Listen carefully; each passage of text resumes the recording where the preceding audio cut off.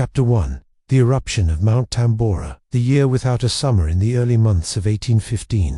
On a remote island in what is now Indonesia, the earth began to tremble. At first it was subtle, a distant rumble, a haze on the horizon. Villagers near the mountain felt uneasy, but they had lived beneath the shadow of Mount Tambora for generations. It was just another restless sigh from the sleeping giant. Or so they hoped. But by April, the mountain was no longer sighing. It was screaming. On the evening of April 10, 1815, Mount Tambora erupted with a force nearly unheard of in recorded history. The explosion was so powerful that it could be heard over 2,000 kilometers away. Sailors at sea thought they were hearing cannon fire. The mountain itself lost over 4,000 feet of height in the blast, as its peak collapsed inward, forming a massive crater nearly 4 miles across. What followed was fire, ash, darkness. The sky above the region turned black as thick clouds of ash, and pumice choked the air. Villages were buried. Entire communities vanished. It's believed that at least 10,000 people died instantly from the eruption itself, but that was just the beginning. The ash thrown into the atmosphere didn't just hang above Indonesia. It rose high into the stratosphere and began to spread, a slow, invisible curtain of fine particles wrapping around the globe. The skies darkened, not just over the island, but far beyond it. Over the next months, the planet would begin to change. In Europe, North America, and beyond, the sun became a pale reddish disk in the sky. Temperatures began to drop, and then the seasons lost their way. 1816 would become known as the year without a summer. In June, snow fell in parts of New England. In July, frost blanketed crops in Europe. There were no harvests, only failed seasons. Farmers stood in empty fields, wondering what had gone wrong. They didn't know the name Tambora. They only knew that the world felt off balance, strange, cold. The skies were constantly overcast. Rain poured for days on end. Rivers overflowed, and livestock starved in muddy pastures. Across the world, famine took hold. In Ireland, India, Switzerland, China, food became scarce, and prices soared. Some communities turned desperate.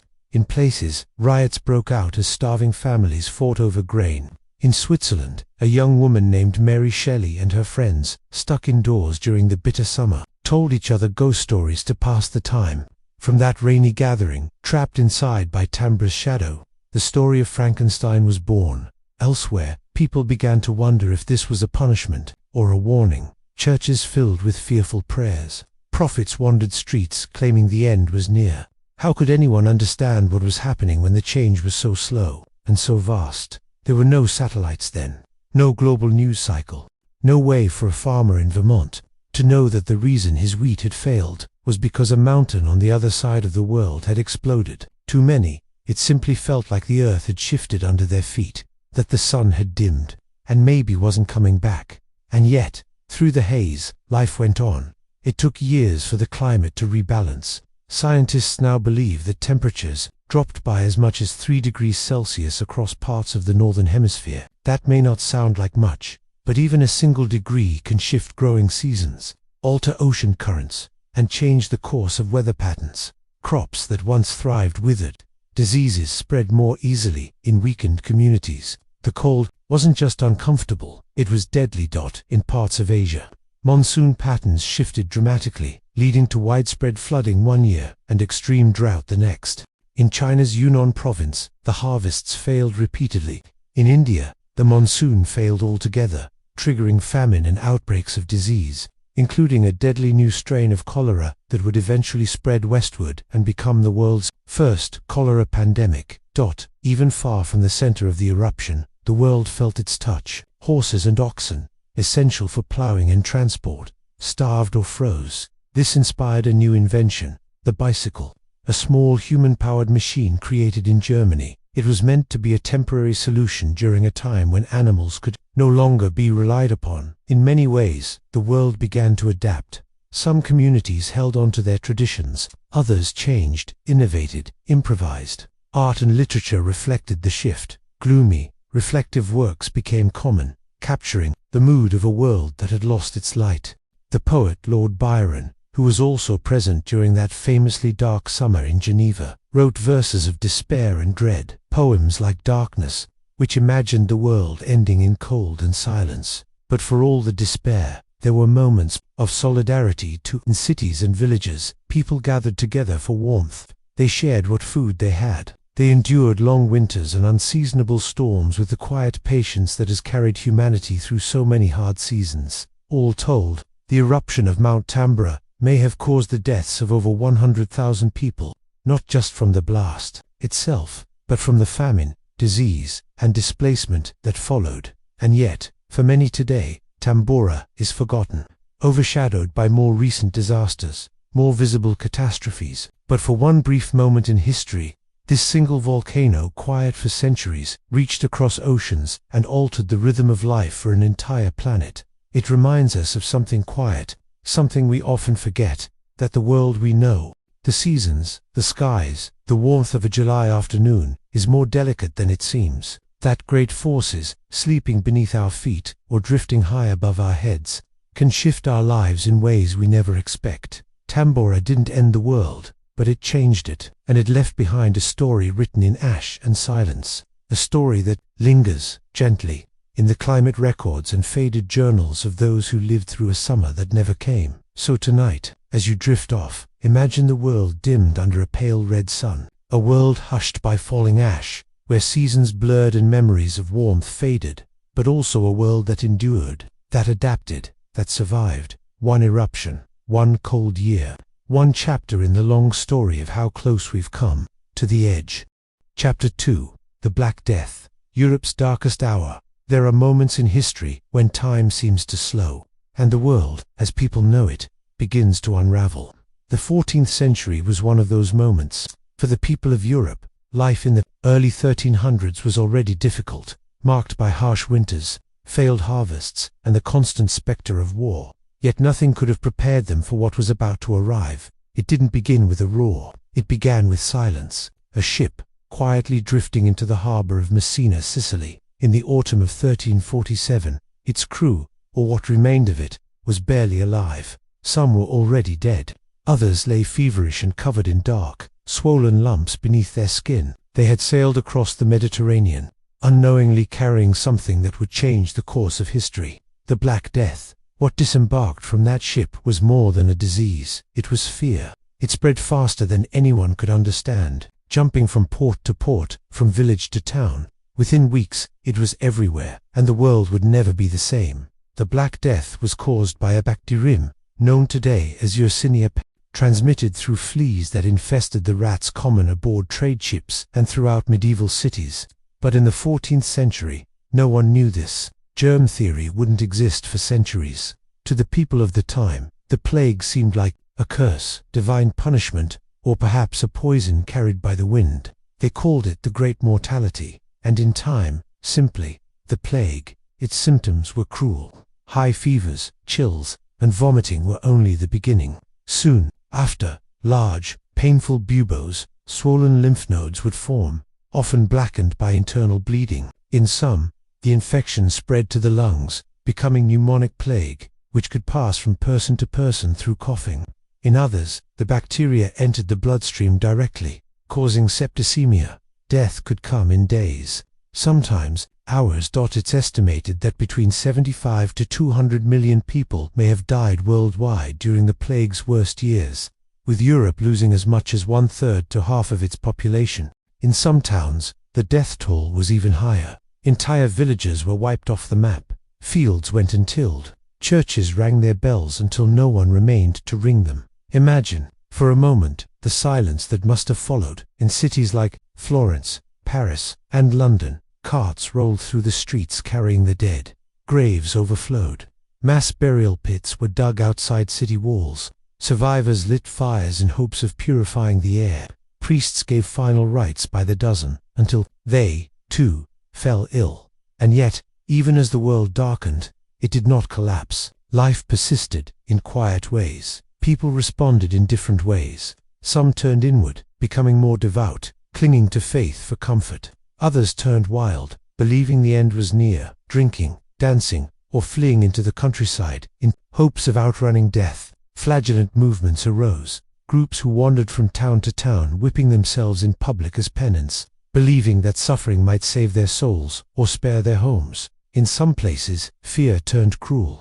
Foreigners, the poor, and marginalized groups were blamed. Most tragically, Jewish communities across Europe were accused of poisoning wells and spreading the disease, leading to massacres in cities like Strasbourg and Basel. These acts, rooted in fear and ignorance, are painful reminders of how often crisis can bring out both the strength and weakness of the human spirit. But there was resilience too. Quiet, stubborn resilience. Midwives and caretakers stayed behind when others fled. Monks copied records of the dying.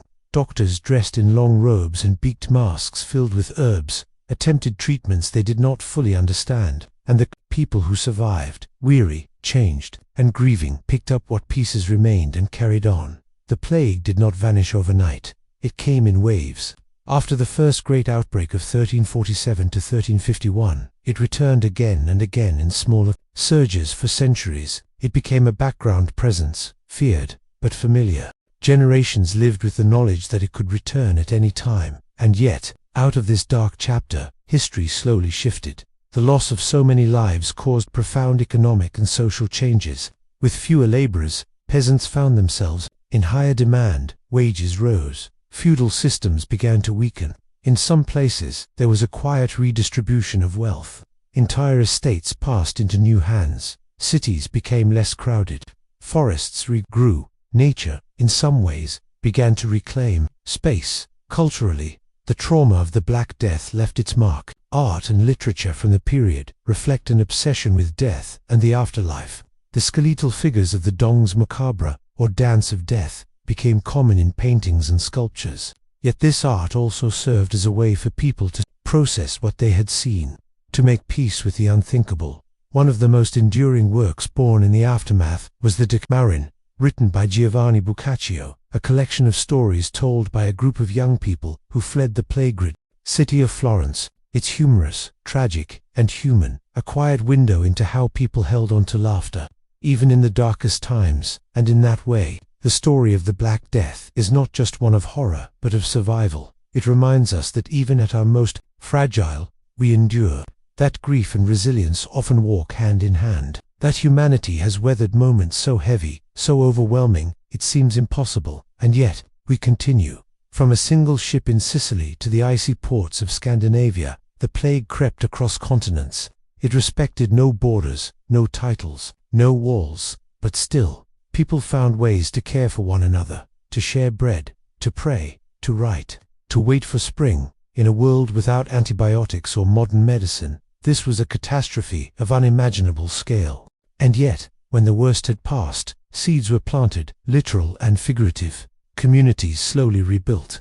Fields were plowed once more. Bells rang again in empty chapels. It's tempting to look back with only sadness, to see only the death. But history is more layered than that.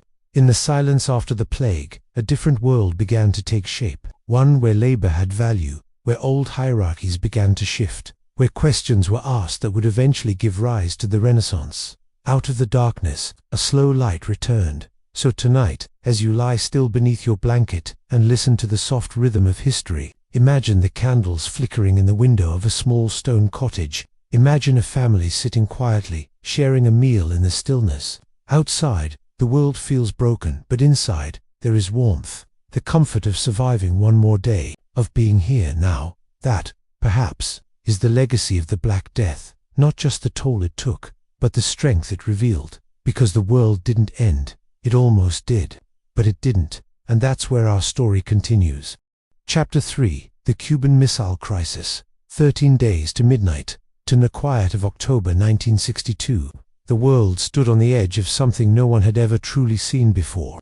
The brink of global nuclear war. It didn't look dramatic at first. The sun still rose. Radios played music. Children went to school. But behind the everyday routines of life, something far more dangerous had begun to unfold. Across the oceans, deep within military bunkers, and in the halls of power, leaders were making decisions that could, in the blink of an eye, end human civilization as we know it. And yet, it didn't happen.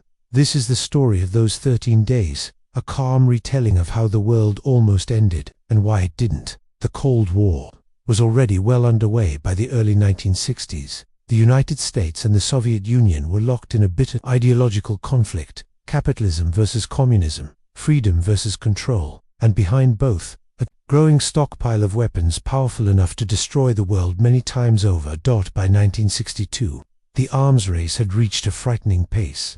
The United States had hundreds of nuclear missiles stationed in Europe and Turkey, all within striking distance of the Soviet Union. But while America's missiles could reach Moscow in minutes, Soviet missiles could not yet easily reach the U.S. mainland.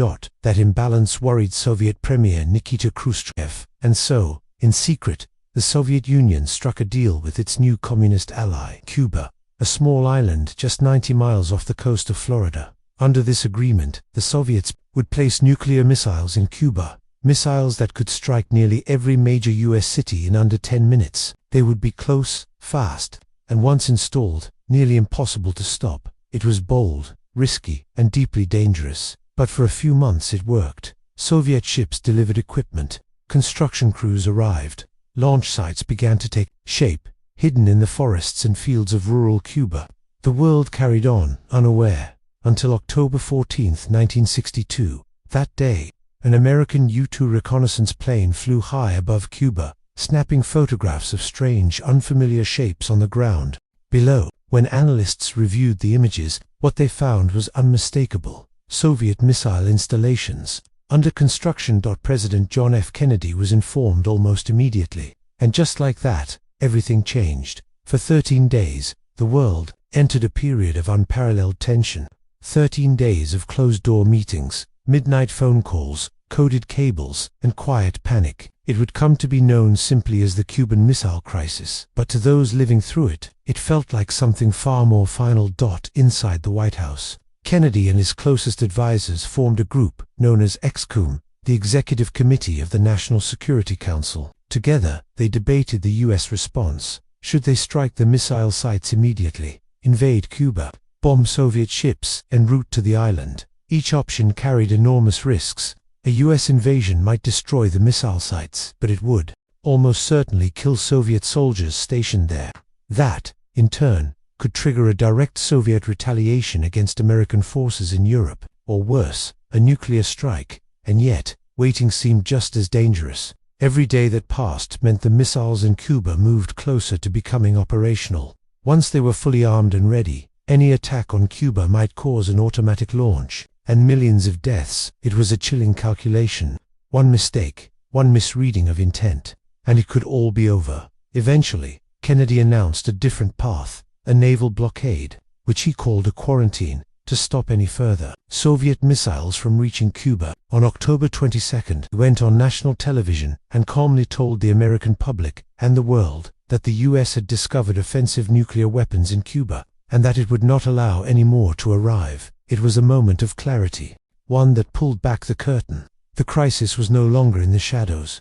It was here, and it was real.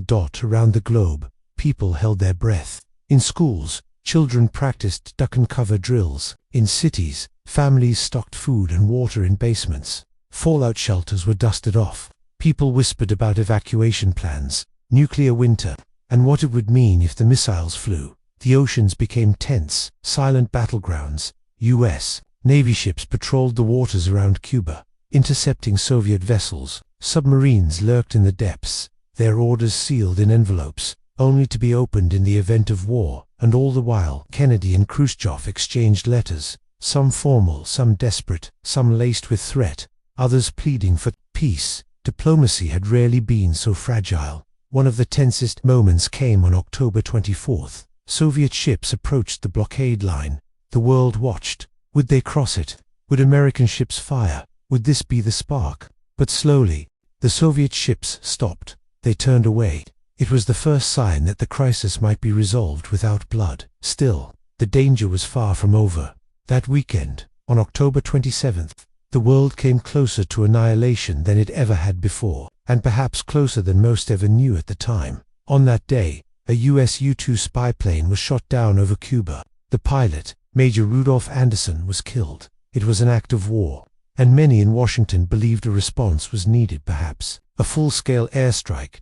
Simultaneously, another U.S. U-2 pilot accidentally strayed into Soviet airspace near Alaska. Soviet fighters were scrambled.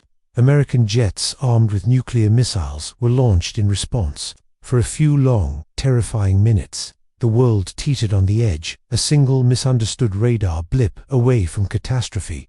And perhaps most dangerously of all, a Soviet submarine, submerged near the blockade line, found itself cut off from communication. American ships above dropped signaling charges, attempting to force the submarine to surface. The submarine's crew, unable to contact Moscow and believing war might have already begun, debated whether to launch their nuclear torpedo. It required 3 officers to approve. 2 said yes. The third, Vasily Arkhipov, said no. He refused. He urged caution, and because of that lone voice, the order was never given. One man, in the heat of silence, quite possibly saved the world. Finally, a breakthrough came.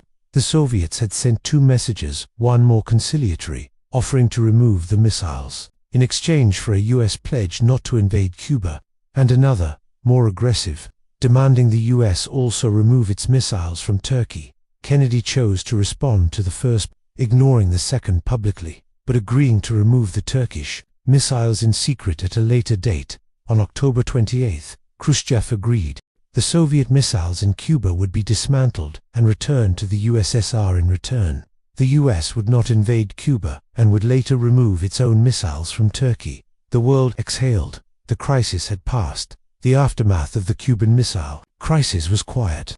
The missiles were removed, ships returned home, and life resumed its ordinary rhythm. But underneath the surface, something had changed. Both nations had seen the face of true destruction, and it had shaken them. In the years that followed, communication channels were improved.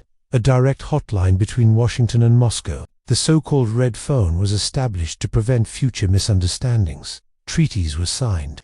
Arms talks began. The Cold War would continue for decades, but the shadow of Cuba remained. It became a reminder, a quiet one, of how fragile peace can be, how easily fear, suspicion, and pride can carry us to the edge, and how essential it is to step back before it's too late. So tonight, as the world sleeps under stars that once blinked above submarines and secret meetings, remember this: the end didn't come. Not in 1962, because of a pilot who flew a little too far, a submarine commander who said no, a president who waited just a little longer, a letter that arrived in time. History is full of close calls, but in those 13 days, as the planet held its breath, calm voices prevailed, restraint prevailed, peace at last prevailed. The world almost ended, but it didn't.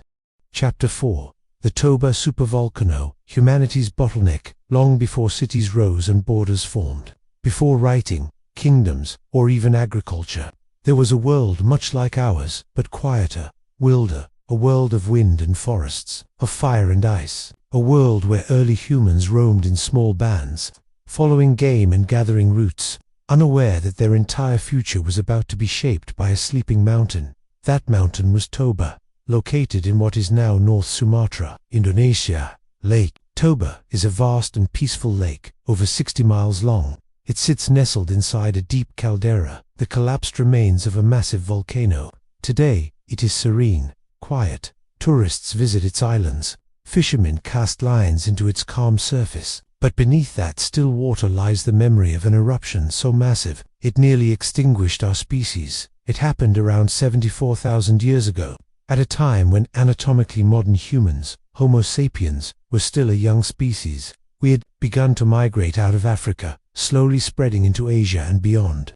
We lived in small, scattered groups. There were other human species too, Neanderthals in Europe, Denisovans in parts of Asia, but our numbers were small, fragile. Then, Toba exploded. This wasn't just a volcanic eruption, it was a supereruption. Imagine a mountain tearing itself apart from within, a pressure building silently over centuries until, in one unimaginable moment, it released all at once. Toba's eruption ejected an estimated 2,800 cubic kilometers of material rock, ash, gas, into the atmosphere.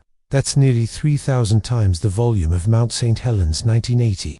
Eruption. The roar would have been beyond anything human ears had ever heard. The sky turned black as ash clouds rose over 30 miles high.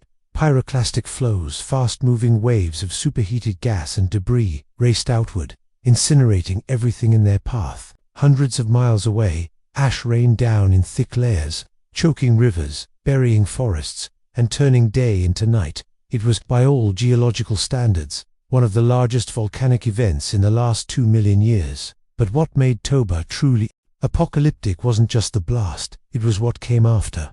Volcanoes don't just release ash, they also release gases, especially sulfur dioxide, which, when injected into the upper atmosphere, reflects sunlight away from Earth. With Toba, so much sulfur was released that it created a volcanic winter, a dramatic, long-term cooling of the planet. Global temperatures are believed to have dropped by as much as 5 to 10 degrees Celsius, plunging large parts of the Earth into a sudden, prolonged chill. Growing seasons collapsed, ecosystems were disrupted, rainfall patterns changed, glaciers expanded. For years, perhaps decades, the sky remained dim, and the air carried the taste of sulfur. And in this cold, dim world, early humans struggled. Evidence from genetic studies suggests that around this time, the global human population experienced a dramatic decline, a genetic bottleneck. Some scientists estimate that the number of surviving humans may have dropped to as few as 3,000 to 10,000 individuals worldwide,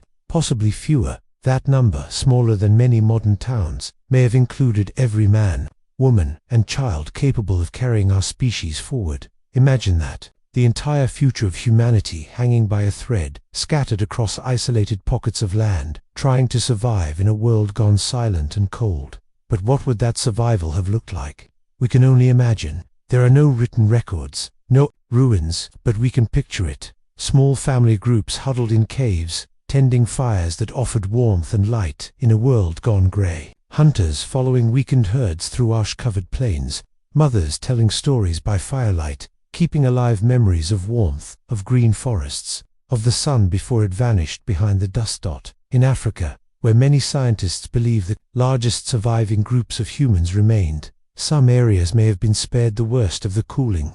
These pockets, refugia, became the last strongholds of humanity. Here, people adapted, slowly, carefully, learning to survive in a colder, harder world. Some scientists debate just how severe the bottleneck truly was. Recent evidence suggests the cooling may have varied by region, and the impact might not have been uniformly catastrophic.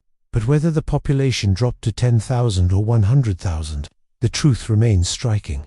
Our species came close to vanishing, close enough that every living person today may be descended from a few thousand survivors, a reminder of how fragile life can be. And yet, we did not vanish. In time, the skies cleared, the ash settled, the sun returned, forests regrew, rivers ran clean again, and those scattered survivors began to spread once more. From Africa, new waves of migration pushed outward into the Middle East, into Asia, into Europe, and beyond. Over tens of thousands of years, humans reached every continent, except Antarctica. We painted caves, we tamed fire, we planted seeds, we built cities, but through it all, the shadow of Toba remained, not as a memory. For none were written, but perhaps in the stories passed down, in the legends of darkness and cold, in the myths of floods and fire that so many ancient cultures would later share. Was there a whispered memory of the great ash, a half-remembered tale of the sky that turned to stone, the sun that disappeared, the world that almost ended? We can't know, but it's possible. What we do know is this: the eruption of Mount Toba shaped the course of human evolution in ways we are still learning to understand. It tested us, it reduced us to our smallest number, and from that, it made us stronger. There's a strange kind of comfort in that, in knowing that long before technology, before civilization, before history itself, we faced something so vast, so merciless, that it could have erased us, and yet, it didn't. It's easy to think of ourselves as invincible now, protected by steel and science. But the Earth is older than us, its forces are patient. Toba reminds us of our place in that balance, not as masters of the world, but as part of it. We are the descendants of those who survived, who adapted, who passed through a winter so long and dark, it might have seemed like the end, but it wasn't the end, it was the beginning. So tonight, as you lie still, breathe deeply, and let your mind drift through the deep past. Imagine the hush of a prehistoric world, a campfire flickering against a cave wall, snow falling silently outside, Somewhere, far to the east, a mountain sleeps, its breath rising faintly from the earth. No one yet knows its name. In time, the trees will grow tall again, the animals will return, and from a handful of survivors, the human story will begin again quietly, patiently, step by step. The world almost ended, but it didn't. Chapter 5. The Spanish Flu, a global pandemic before modern medicine. The year was 1918, and the world was limping toward the end of a war that had left it battered, hollow, and raw. From the trenches of France to the shores of the United States, people yearned for peace. They dreamed of reunions, of rebuilding, of spring mornings untouched by gunfire or grief. But even as armistice approached, another battle was beginning, quieter, more elusive, but far more deadly. It did not arrive with tanks or bombs. No declaration marked its invasion. It slipped in quietly, under cover of coughs and fevers, hiding in the lungs of soldiers and the breath of civilians. Within months, it would touch nearly every corner of the globe, leaving behind graves, silence, and a new fear the world wasn't prepared to face. This was the Spanish flu, a pandemic so vast in scope, so brutal in its toll, that it would rival even the deadliest plagues of antiquity. And yet today, it lingers in history's memory like a shadow behind a curtain, eclipsed by the war that shared its timeline, forgotten by many, but never truly gone. Despite the name, the Spanish flu did not originate in Spain. Most historians believe it may have first emerged in early 1918, perhaps at Camp Funston, a military base in Kansas, where U.S. soldiers were being trained before deployment to Europe. Others trace its origins to British army camps in France, or even to the northern provinces of China. The world of 1918 was deeply interconnected by war and empire, and whatever its precise origin, the virus spread with unprecedented speed, because Spain remained neutral during World War I. Its newspapers were not subject to the same censorship as those of warring nations. Spanish journalists reported openly on the spread of the disease, while other countries downplayed its severity to maintain wartime morale. As a result, the illness gained its misleading Naimla gripe, Espanola, despite Spain suffering no worse than its neighbors. The first wave of the Spanish flu appeared in the spring of 1918. It was serious, but not catastrophic. People became ill, some died, but in general, the illness resembled a particularly harsh seasonal flu. Troopships carried it across oceans. Soldiers brought it to camps, trenches, and cities. Still, by summer, the virus seemed to retreat. There was a collective sigh of relief. It had come, and perhaps it had gone. The virus had not disappeared. It had mutated. What returned in the autumn was something far more lethal. A virus sharpened by war, more aggressive and less forgiving. This second wave would mark the darkest chapter of the pandemic. Autumn 1918. As leaves turned and the war neared its end, the virus struck with terrifying force. Unlike most strains of influenza, which target the very old and very young, the Spanish flu attacked the healthy and strong, particularly those aged 20 to 40. Some researchers believe this was due to a phenomenon called cytokine storm, where the immune system overreacts, attacking the body's own tissues in an effort to combat the virus. In this case, it was often the body's strength, its immune defenses, that became its downfall. Victims could deteriorate rapidly. A man might wake up healthy and be dead by nightfall, lungs filled with fluid. People suffocated, sometimes turning a bluish-gray from lack of oxygen. Hospitals were overwhelmed. Coffins ran out. Entire families perished in days. In some communities, the dead were stacked in hallways, awaiting burial. Streets were quiet, not from peace, but from quarantine and fear. Cities like Philadelphia, New York, Boston, and San Francisco saw death tolls in the tens of thousands. In Philadelphia, officials had allowed a massive public parade to proceed in late September, despite warnings from health officials. Within 72 hours, every hospital bed in the city was full. Within a month, over 12,000 residents were dead in Boston.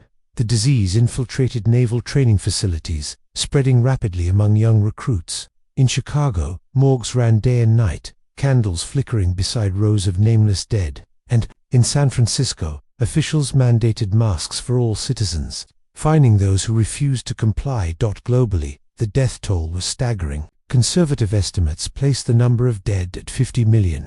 Some modern scholars suggest it may have been as high as 100 million. Our number, nearly incomprehensible in its scope, In India, already reeling from famine and colonial exploitation, over 17 million people died. Entire villages were wiped out.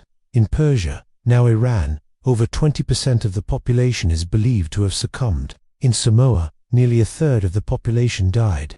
Alaska's remote Inuit communities were devastated. There were stories of towns where not a single soul remained alive. Children were found clinging to the bodies of parents. Dogs roamed empty streets. In some cases, survivors were too ill or too grief-stricken to bury their dead, leaving corpses to rot in homes and alleys. The sheer scope of loss reshaped the demographics of many nations. Life expectancy in the US dropped by 12 years. Countless families were fractured permanently. Babies born during the pandemic would carry lifelong effects. Some researchers have found that those exposed in utero suffered from higher rates of physical and mental health issues later in life.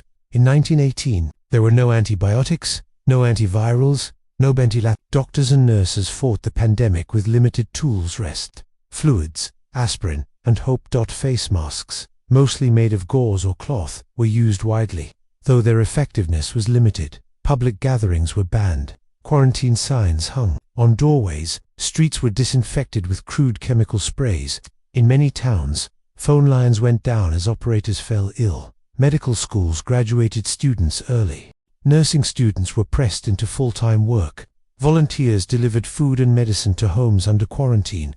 In some cities, Catholic nuns and Red Cross workers became the front line. Despite all efforts, science simply didn't have the answers. The virus itself would not be formally isolated until 1933, and a vaccine, though attempted, would not be available during the pandemic's course. Yet through the uncertainty, ordinary people showed extraordinary courage. They nursed strangers, buried neighbors, and shared what little they had with the sick. The flu may have spread silently, but so too did compassion.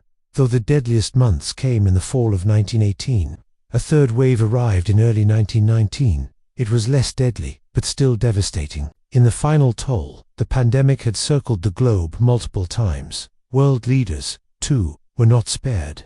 President Woodrow Wilson contracted the virus during the Paris Peace Conference, possibly weakening his health and affecting decisions that would shape the post-war world. The pandemic finally faded sometime in late 1919. The world, drained of its strength, tried to move on, but something had changed, something deep and permanent. It's strange, isn't it, that such a massive event, one of the deadliest in human history, has faded from popular memory. Why don't we speak of it the way we do the Black Death or World War I? Perhaps it was overshadowed by the war. Perhaps the grief was simply too much to process. Or maybe the pandemic left no victorious generals, no treaties, no parades, just sorrow, whispered from one generation to the next. For decades, the Spanish flu remained a ghost in the archives, but its lessons endured in science, in policy, and in quiet remembrance. In recent years, particularly during the COVID-19 pandemic, scholars and doctors returned to the Spanish flu as a source of insight. How societies respond to fear, how misinformation spreads, how crucial trust, preparation, and early action are. It reminded us that nature still holds power beyond our control, that no matter how far we advance, the smallest of organisms can humble the greatest of civilizations. But it also taught us something gentler, that even in the face of widespread death and panic, people will care. They will rise. They will bring soup to the doorstep, light a candle for a stranger, and choose compassion over despair. So now, as you close your eyes and let the day slip away, imagine a world draped in mist. Imagine the quiet shuffle of nurses through dim hallways, the warm hand of a child on the forehead of a sick parent, the distant tolling of a church bell in a town that has lost too much. Imagine candles in windows, lit for the ones who didn't come home. The world almost ended, but it didn't. It endured, and so did we. Chapter 6. The Carrington Event, 1859. The solar flare that fried telegraphs.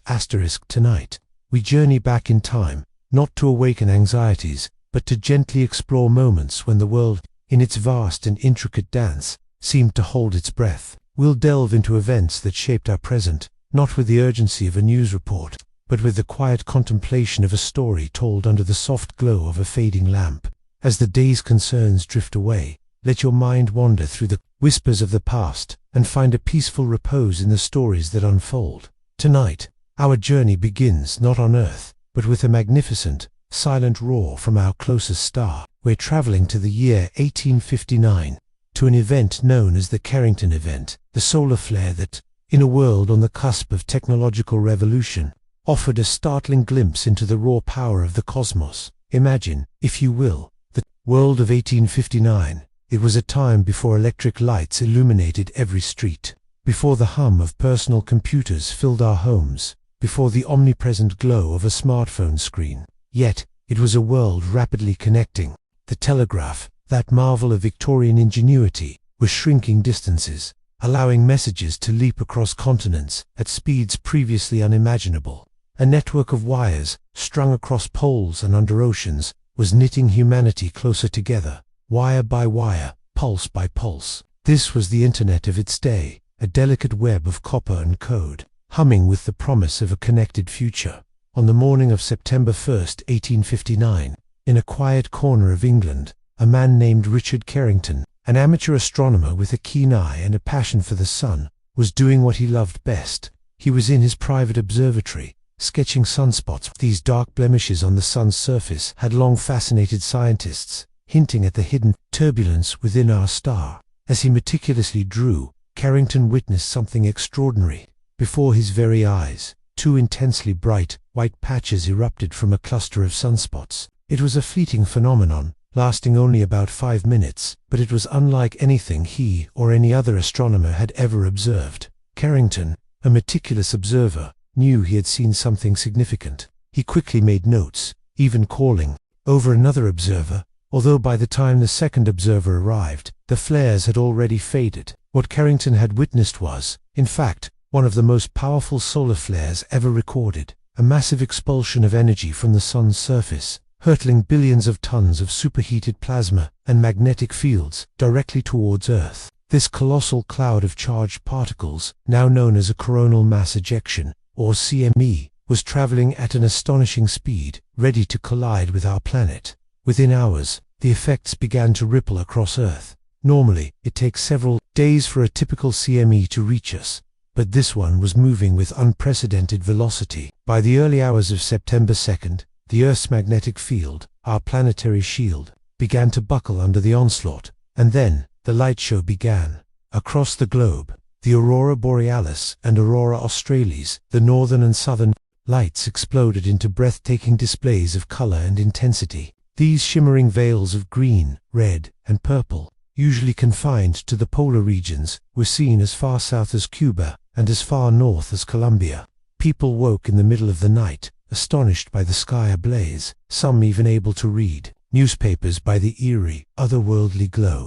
Fishermen in the North Atlantic, far from any city lights, reported their surroundings bathed in an intense, unearthly luminescence. It was a spectacle of unparalleled beauty, a celestial ballet performed on a scale never before witnessed by so many. But beneath the magnificent celestial display, something else was happening. The same charged particles that were painting the sky with light were also interacting with Earth's technological infrastructure, specifically the rapidly expanding network of telegraph lines. Imagine the telegraph operators, often working through the night, diligently sending and receiving messages. Suddenly, their instruments began to behave erratically. Sparks flew from telegraph machines, startling operators. Paper on the receiving end, usually imprinted with dots and dashes of ink, spontaneously ignited.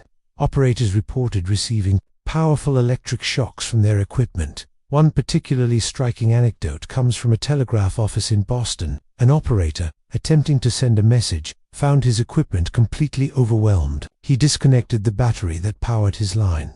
Yet the machine continued to function, sending and receiving messages, powered solely by the intense geomagnetic currents induced by the solar storm. It was as if the very air itself was alive. With electricity across Europe and North America, telegraph services were severely disrupted. Wires glowed red hot, and some even melted. Operators, bewildered and often frightened, struggled to make sense of the chaos. Some, realizing the danger, quickly disconnected their equipment to prevent further damage. While no fatalities were directly reported, the economic and logistical impact was significant for the nascent communication network. Messages were delayed, vital information couldn't be transmitted, and the fragility of this new technology was starkly revealed. The Carrington event was a stark reminder of our planet's interconnectedness with the Sun, and the delicate balance upon which our technological world rests. In 1859, the consequences, though disruptive, were relatively localized. The world's reliance on electricity and interconnected systems was minimal compared to today. Imagine, for a moment, if an event of this magnitude were to occur in our present day. Our modern world is intrinsically dependent on technology. Satellites orbiting Earth manage everything from GPS navigation to weather forecasting and global communication. Our power grids, vast and interconnected, deliver electricity to homes and businesses across continents. The Internet, the lifeblood of our digital age, relies on a sprawling infrastructure of undersea cables, data centers, and wireless networks. All of these systems are exquisitely sensitive to electromagnetic interference. If an event were to strike today, the potential consequences would be far more widespread and severe. Satellites could be knocked out, leading to disruptions in communication, navigation, and even banking. Power grids could experience widespread blackouts, potentially affecting millions, or even billions, of people. Electronic devices could be damaged. The ripple effects through our interconnected society could be profound, impacting everything from food supply chains to financial markets, from transportation to emergency services. Scientists and engineers are constantly monitoring solar activity and working to understand these powerful solar storms. Space weather forecasting has become a critical field, using satellites and ground-based observatories to track solar flares and CMEs, giving us precious hours, or even days, of warning.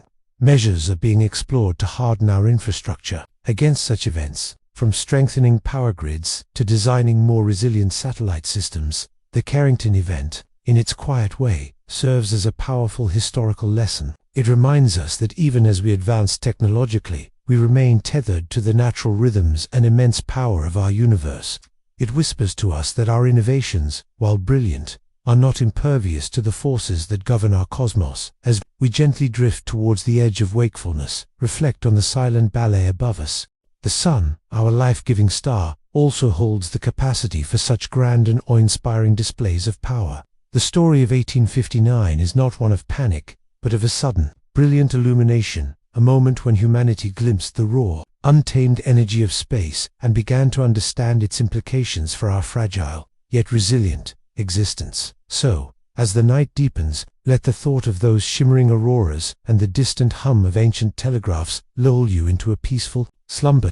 The world has always teetered on edges, sometimes grand, sometimes subtle, but it has also always found a way to navigate the darkness, illuminated by curiosity and the pursuit of understanding. And so, the ripples from those ancient times continue to shape our present. As the currents of history flow ever onward, we now turn our attention to a truly transformative, and indeed, terrifying moment in the 20th century. Tonight, we're going to gently explore a day that marked a new dawn, albeit one shrouded in the smoke of unprecedented power. Chapter 7.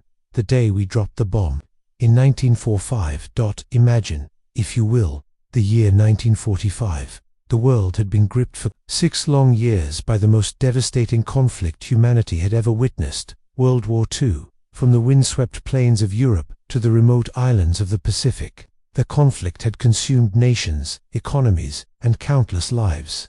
Allied forces were pushing relentlessly against the Axis powers. In Europe, the war was drawing to a close, with the surrender of Nazi Germany in May. However, in the vast and brutal theater of the Pacific, the fighting against Imperial Japan continued, fiercely and with immense human cost. The Japanese military, ingrained with a code of honor that emphasized fighting to the last man, was proving an incredibly tenacious foe. Islands like Iwo Jima and Okinawa had shown the grim reality of an invasion. Tens of thousands of Allied casualties for relatively small strategic gains, and hundreds of thousands of Japanese lives lost, military and civilian alike. The prospect of a full-scale invasion of the Japanese home islands, codenamed Operation Downfall, loomed large, with military planners forecasting millions of potential casualties on both sides. The war, it seemed, could drag on for another year or even longer, extracting an unbearable toll. Against this backdrop of seemingly endless conflict, a secret project, shrouded in immense secrecy, had been underway in the United States, a collaboration of brilliant minds working on something truly revolutionary. It was known as the Manhattan Project.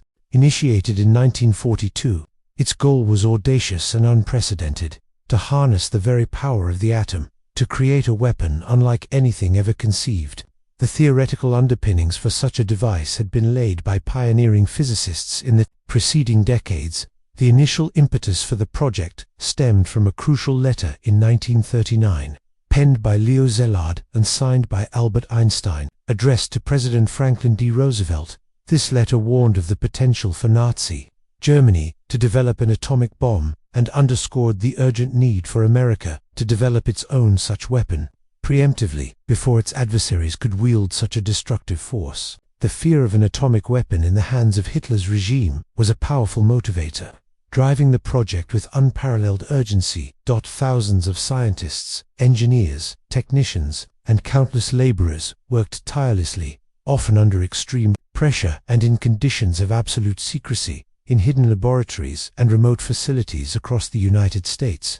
Key sites included the isolated scientific community of Los Alamos, New Mexico, where the bomb itself would be designed and assembled; Oak Ridge, Tennessee, responsible for uranium enrichment; and Hanford, Washington, where plutonium was produced. These were not just research facilities, but vast industrial complexes built from scratch, employing hundreds of thousands of people, most of whom had no idea of the ultimate purpose of their work. They were racing against time, driven by both the perceived existential threat of a Nazi atomic bomb and the pervasive, almost desperate desire to bring the brutal war in the Pacific to a swift, decisive end. The sheer scale of the scientific and engineering challenge was immense, pushing the very boundaries of human knowledge and technological capability. Every aspect, from separating isotopes to designing the complex implosion mechanism, was an uncharted frontier. The culmination of these extraordinary efforts occurred on July 16, 1945, in the desert of New Mexico, near Alamo. There, the world witnessed its first man-made nuclear explosion. This was the Trinity test. Before dawn, at 5 hours 29 minutes and 45 seconds a.m., a blinding, incandescent flash erupted, brighter than 1,000 suns, illuminating the pre-dawn sky with an artificial brilliance that dwarfed the sun itself. This was followed almost immediately by an immense, towering mushroom cloud, rising miles into the atmosphere, boiling and churning with unimaginable energy. Those who witnessed it, a select group of scientists and military officials, were filled with a profound mixture of awe and terror. J. Robert Oppenheimer, the scientific director of the Manhattan Project, famously recounted later that a line from the Bhagavad Gita came to his mind: "Now I am become death, the destroyer of worlds." It was chillingly clear, even in that remote desert, that humanity had unleashed a power of unimaginable and unprecedented consequence, a force capable of altering the very course of civilization. With the undeniable success of the Trinity test, the momentous decision on how and when to use this new weapon fell squarely upon the shoulders of President Harry S. Truman. He had only become president in April 1945, following Roosevelt's sudden death, and was initially unaware of the Manhattan Project's existence. The weight of this choice was immense. The war with Japan was proving incredibly costly in terms of both American and Japanese lives. American forces were facing fierce resistance in island-hopping campaigns, with Japanese defenders often fighting to the last man, leading to horrific casualty rates. Military strategists predicted immense casualties, potentially hundreds of thousands of American lives and millions of Japanese lives, should a full-scale invasion of the Japanese mainland be necessary. The prospect of prolonged fighting, potentially stretching into 1946, weighed heavily on the minds of military and political leaders, who were desperate to avoid further bloodshed after years of global conflict. Various alternatives were considered and debated. Some suggested a continued naval blockade to starve Japan into submission, but this would be a slow and agonizing process. Others proposed intensified conventional bombing campaigns, which were already devastating Japanese cities, but had not yet broken their will to fight. There was also the idea of a demonstration of the bomb's power, perhaps on an uninhabited island, to coerce surrender without direct loss of life. However, concerns were raised about the bomb being a dud, or that Japan might simply move American PUS to the demonstration site, or that a mere demonstration would not be enough to convince the deeply entrenched military leadership. Ultimately, after intense deliberation, and with the desire to end the war swiftly and save lives, the decision was made to use the atomic bomb on a Japanese city. The hope was that such an unprecedented and devastating attack would shock Japan into immediate, unconditional surrender, thereby avoiding the even greater bloodshed and prolonged suffering of a full-scale invasion. The city chosen was Hiroshima, a bustling industrial center and military hub, a key staging area for the Japanese army, and largely untouched by conventional bombing, making it an ideal, pristine target to assess the bomb's full destructive capability. Early on the morning of August 6, 1945, a specially modified B-29 bomber named the Enola Gay, commanded by Colonel Paul Tibbets, took off from the remote island of Tinian in the Pacific. Aboard was a single atomic bomb, a uranium gun-type weapon, codenamed Little Boy. The crew had been meticulously trained for this singular mission, and the entire operation was cloaked in the highest level of secrecy, with even the crew members largely unaware of the nature of their cargo until moments before deployment. At approximately 8:15 a.m. local time, over the clear skies of Hiroshima, Little Boy was released from the bomb bay. For 43 agonizing seconds, it fell, silent and unseen, towards its target. Then, at an altitude of about 1,900 feet above the city, it detonated. The flash was incandescent, an unimaginable burst of light that instantly vaporized everything within. A mile of the hypocenter, the point directly beneath the explosion, a massive, superheated shockwave radiated outwards at supersonic speeds, flattening buildings, igniting fires, and tearing apart human bodies. This was followed almost immediately by an immense firestorm, as secondary fires ignited by the blast merged into a swirling vortex of flames, consuming the city. Within moments, a vibrant city was utterly transformed into a landscape of unimaginable horror. Buildings crumbled to dust, homes were vaporized, and a towering, malevolent mushroom cloud, miles high, ascended into the sky, a stark and terrifying monument to the destructive power that had been unleashed. Tens of thousands of lives were lost in an instant, utterly annihilated by the blast, heat, and radiation. Many more would suffer and die in the following days, weeks, months, and years from horrific burns, grievous injuries, and the insidious effects of radiation sickness, a new and terrifying form of suffering. The world reeled in shock. News of the atomic bomb and its incomprehensible power spread rapidly, though the full extent of its devastation and long-term consequences was not immediately understood. And the nuclear dawn of 1945 forever changed our perception of war and our collective responsibility for the future of our planet, as the profound implications of this new age continued to shape the latter half of the 20th century. Humanity found itself facing a different kind of global threat, one not of warfare or natural disaster, but of its own digital making. We are moving now from the grand, terrifying scale of atomic power to a more insidious, pervasive fear that crept into homes and offices worldwide as the calendar pages dwindled in the final years of the millennium. Tonight, we turn our gentle attention to Chapter 8, Y2K 1999, Midnight Panic, a crisis born not of bombs or plagues, but of binary code and the relentless march of time. Imagine the closing years of the 1990s. The internet was rapidly expanding, personal computers were becoming ubiquitous, and digital systems underpinned nearly every facet of modern life, from national infrastructure to banking, air travel, healthcare, and utilities. The world was humming along on an intricate web of interconnected technology. But beneath this veneer of technological progress, a silent, ticking time bomb was discovered. It was known simply as Y2K, or the Millennium Bug, and it threatened to unravel the very fabric of global civilization as we knew it. The problem, in its essence, was deceptively simple yet terrifyingly widespread. In the early days of computing, memory was incredibly expensive and scarce.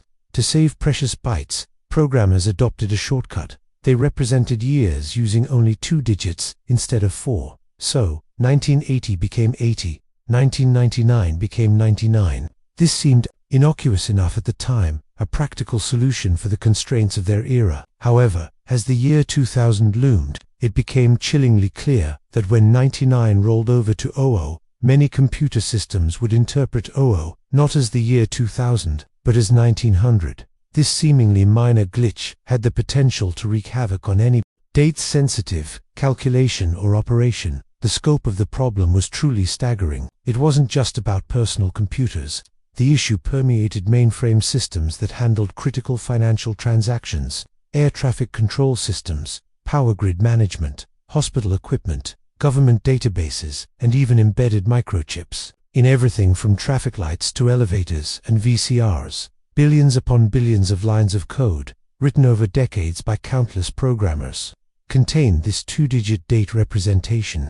Many of these systems were decades old, built with outdated languages, and often lacked proper documentation or the original developers who understood their intricate workings. The sheer scale of identifying, testing, and fixing every single vulnerable line of code in every system worldwide seemed an insurmountable task. The potential consequences fueled widespread fear and genuine panic. Experts and doomsayers alike painted grim pictures of what might happen when the clocks struck midnight on January 1, 2000. Predicted disasters ranged from the truly catastrophic to the merely inconvenient. Power grids could fail, plunging entire cities into darkness. Airplanes might fall from the sky if navigation or scheduling systems malfunctioned. Banks could lose track of accounts, erasing savings and rendering financial markets obsolete. Hospitals could see life support machines cease functioning or patient records become corrupted. Water treatment plants, traffic light systems, communication networks, manufacturing plants, all were believed to be vulnerable. The most extreme predictions warned of a complete breakdown of society, leading to anarchy, food shortages, and a return to pre-industrial conditions. The media, of course, amplified these fears, creating a constant hum of anxiety that permeated daily life. The response, both governmental and private, was monumental. Recognizing the potential for global catastrophe, governments around the world launched massive initiatives. In the United States, President Bill Clinton appointed a Y2K czar, John Koskinen, to coordinate efforts across federal agencies and encourage private sector compliance. Billions of dollars were allocated to audit, remediate, and test systems. Globally, the United Nations played a role in fostering international cooperation, understanding that a problem in one country's air traffic control system, for example, could have ripple effects worldwide. Businesses, from small local shops to multinational corporations, invested heavily in what became the largest, most expensive debugging effort in history. Companies assembled dedicated Y2K teams, often bringing back retired programmers who understood the archaic languages of legacy systems. The cost of remediation worldwide was estimated to be in the hundreds of billions of dollars, a truly unprecedented expenditure for a preventative measure. As the deadline approached, public reaction grew increasingly varied.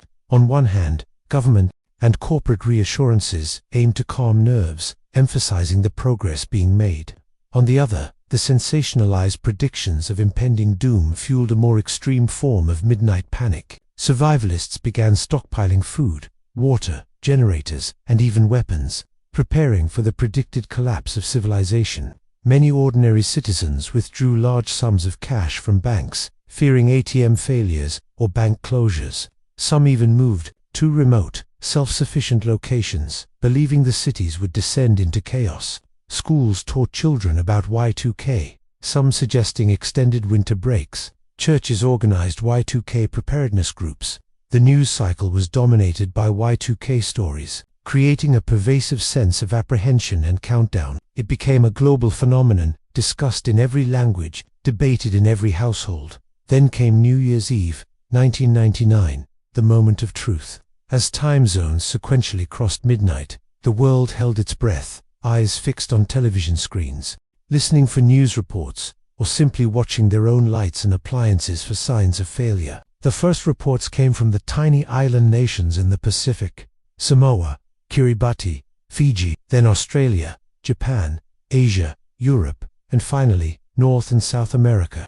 The anticipation was palpable, a collective global intake of breath as the digital gears of the world turned over. And then, nothing, or rather, not the catastrophic collapse that had been so widely predicted. There were isolated glitches, certainly, A few parking meters in New York City stopped accepting credit cards. Some VCRs displayed the wrong date. Certain lottery machines briefly malfunctioned, and a handful of utility companies reported minor issues with billing or date stamping. But planes did not fall from the sky. Power grids largely held. Banks continued to operate. Financial markets did not crash. Hospitals maintained critical services. The widespread breakdown of infrastructure that had been so feared simply did not occur. In the immediate aftermath, a debate quickly ignited. Was Y2K an overhyped scare, a baseless panic, driven by sensationalist media and opportunistic consultants, or was it a monumental success story? A testament to the unprecedented global collaboration and effort that averted a genuine catastrophe. Those who had worked tirelessly on the remediation efforts overwhelmingly asserted the latter. They argued that the very absence of widespread failures was proof of their success. The reason disaster didn't strike was precisely because billions were spent and countless hours were dedicated to fixing the problem before it could manifest. The non-event was, in their view, the greatest IT achievement in history, a crisis successfully managed. Conversely, critics argued that the threat was exaggerated, that most systems would have coped, or that the fixes were simpler than portrayed. Regardless of where one stands on that debate, the legacy of Y2K is undeniable. It forced organizations globally to conduct a forensic audit of their entire technological infrastructure, identifying and modernizing outdated systems that might otherwise have quietly continued to degrade. It highlighted the profound interconnectedness of digital systems and the cascading effects a seemingly minor bug in one area could have on others. It underscored the importance of diligent infrastructure maintenance, proper coding practices, and comprehensive disaster preparedness. Moreover, Y2K served as an invaluable, albeit expensive, lesson in global cooperation and risk management in the digital age. It demonstrated that humanity could unite to face a common, invisible threat. Yet, it also fostered a certain public cynicism about alarmist warnings, contributing to skepticism about future large-scale threats. For those who stocked their bunkers for nothing, there was a sense of having been misled. But for the vast majority, the dawn of January 1, 2000, brought a collective sigh of relief, a moment where a worldwide existential fear simply evaporated. It was a unique, digitally driven collective experience that highlighted both our growing reliance on technology and our capacity to address its vulnerabilities. As this chapter closes on a night of averted digital chaos, we transition from a crisis anticipated and largely prevented by human ingenuity to a sudden, devastating event of nature's raw power. As this chapter closes on a night of averted digital chaos, we transition from a crisis anticipated and largely prevented by human ingenuity to a sudden, devastating event of nature's raw power. While the dawn of the new millennium brought a collective sigh of relief as digital systems largely held firm, a few years later, the world was reminded that not all threats can be anticipated with algorithms or debugged with code.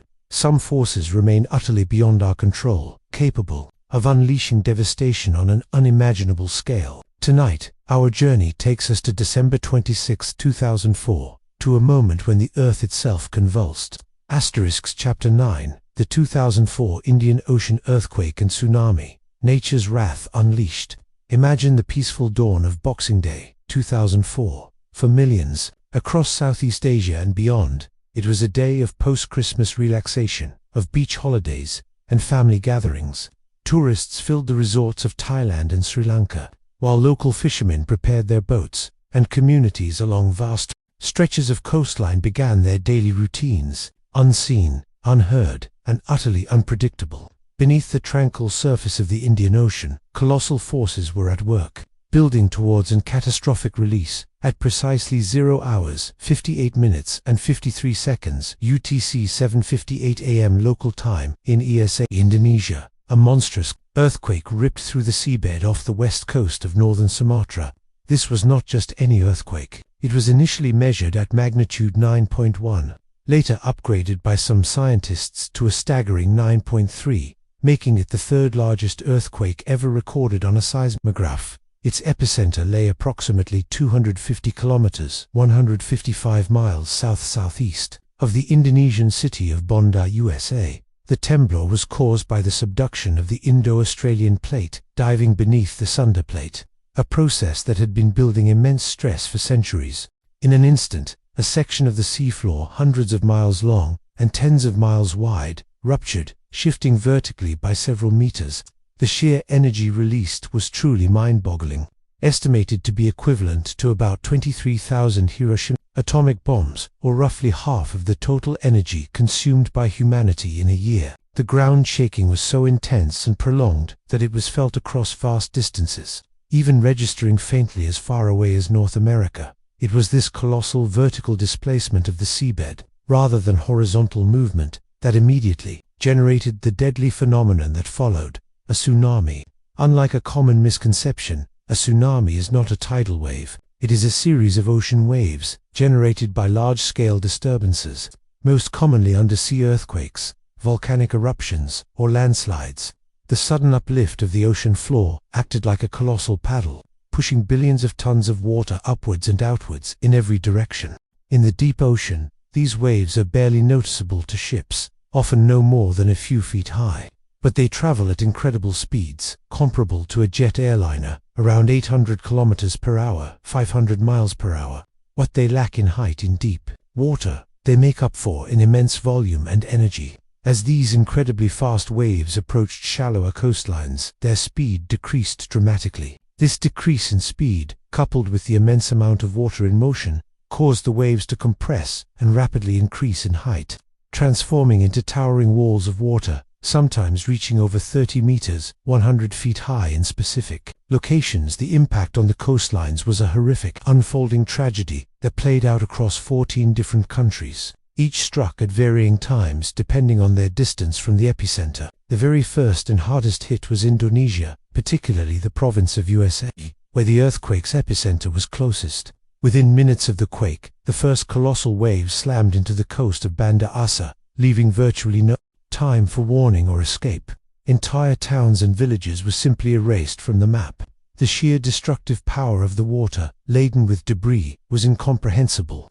It swept inland for kilometers, obliterating concrete structures, uprooting trees, and carrying everything in its path back out to sea. The death toll in Indonesia alone quickly soared into the tens of thousands, eventually exceeding 160,000 lives lost. A devastating blow to a nation already facing complex challenges. Hours later, the tsunami continued its deadly journey across the Indian Ocean. Thailand, a popular tourist destination, was struck approximately 2 hours after the quake. Resorts in Phuket and Koh Lak, brimming with international holidaymakers, were suddenly inundated by massive waves. Many tourists, unaware of the signs of an approaching tsunami, the receding water, the distant roar, were caught completely by surprise. The tragic timing, during peak holiday season, meant a high concentration of foreign casualties, adding another layer of complexity to the unfolding global crisis. Eyewitness accounts from survivors described scenes of utter chaos and terror as the water engulfed beaches, hotel lobbies, and entire communities. Further west, Sri Lanka and India faced the tsunami about 2 to 3 hours after its genesis. Despite the greater travel time, the lack of a comprehensive tsunami warning system in the Indian Ocean meant that communities were caught off guard. In Sri Lanka, the waves devastated coastal regions, including the tragic incident of the Queen of the Sea train, which was derailed and completely overwhelmed by the waves, killing over 1,700 passengers in what remains the largest single rail disaster in history. Along the southern coasts of India, particularly in Tamil Nadu, the powerful waves swept away villages, fishing communities, and left a trail of unimaginable destruction and loss of life. But the tsunami's reach was truly global, a testament to the immense energy it carried. Even distant shores in the Maldives, a low-lying island nation, and the eastern coast of Africa, countries like Somalia, Tanzania, Kenya, and Seychelles were impacted. The waves, though diminished in height, still caused significant damage and took lives, arriving as much as 7 to 10 hours after the initial earthquake. The world watched in horror as news reports and amateur videos began to paint a picture of unprecedented devastation, revealing the terrifying power of an unannounced natural disaster. The human toll was unprecedented for a single natural event in modern history. Over 230,000 people across 14 countries lost their lives. from young children to elderly grandparents, from local villagers to international tourists. Millions more were displaced, injured, or had their livelihoods utterly destroyed.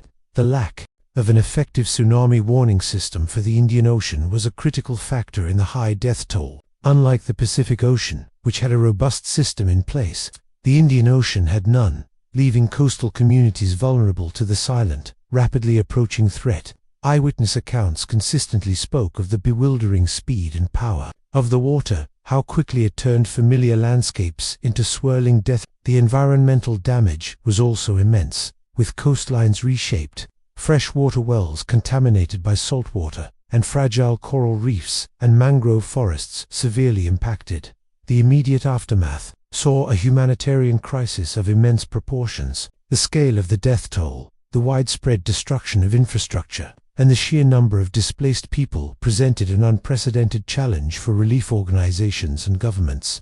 Roads were washed away, communication lines severed, and aid delivery became a logistical nightmare. Yet the global response was equally unprecedented. An outpouring of aid, both financial and material, flowed into the affected regions from governments, NGOs, and individuals worldwide. Countries sent rescue teams, medical personnel, naval vessels, and essential supplies. It was a remarkable display of international solidarity and compassion in the face of shared tragedy. Identifying the tens of thousands of bodies, many badly disfigured or unidentifiable, became a monumental and heartbreaking task, often relying on DNA samples and international collaboration. The nascent power of social media and satellite imagery, though not as advanced as today, played an early role in coordinating information and mapping affected areas, providing vital intelligence for relief efforts. The 2004 Indian Ocean tsunami served as a brutal, unforgettable lesson. Its most significant long-term impact was the immediate and urgent establishment of the Indian Ocean Tsunami Warning and Mitigation System, IOTWMS.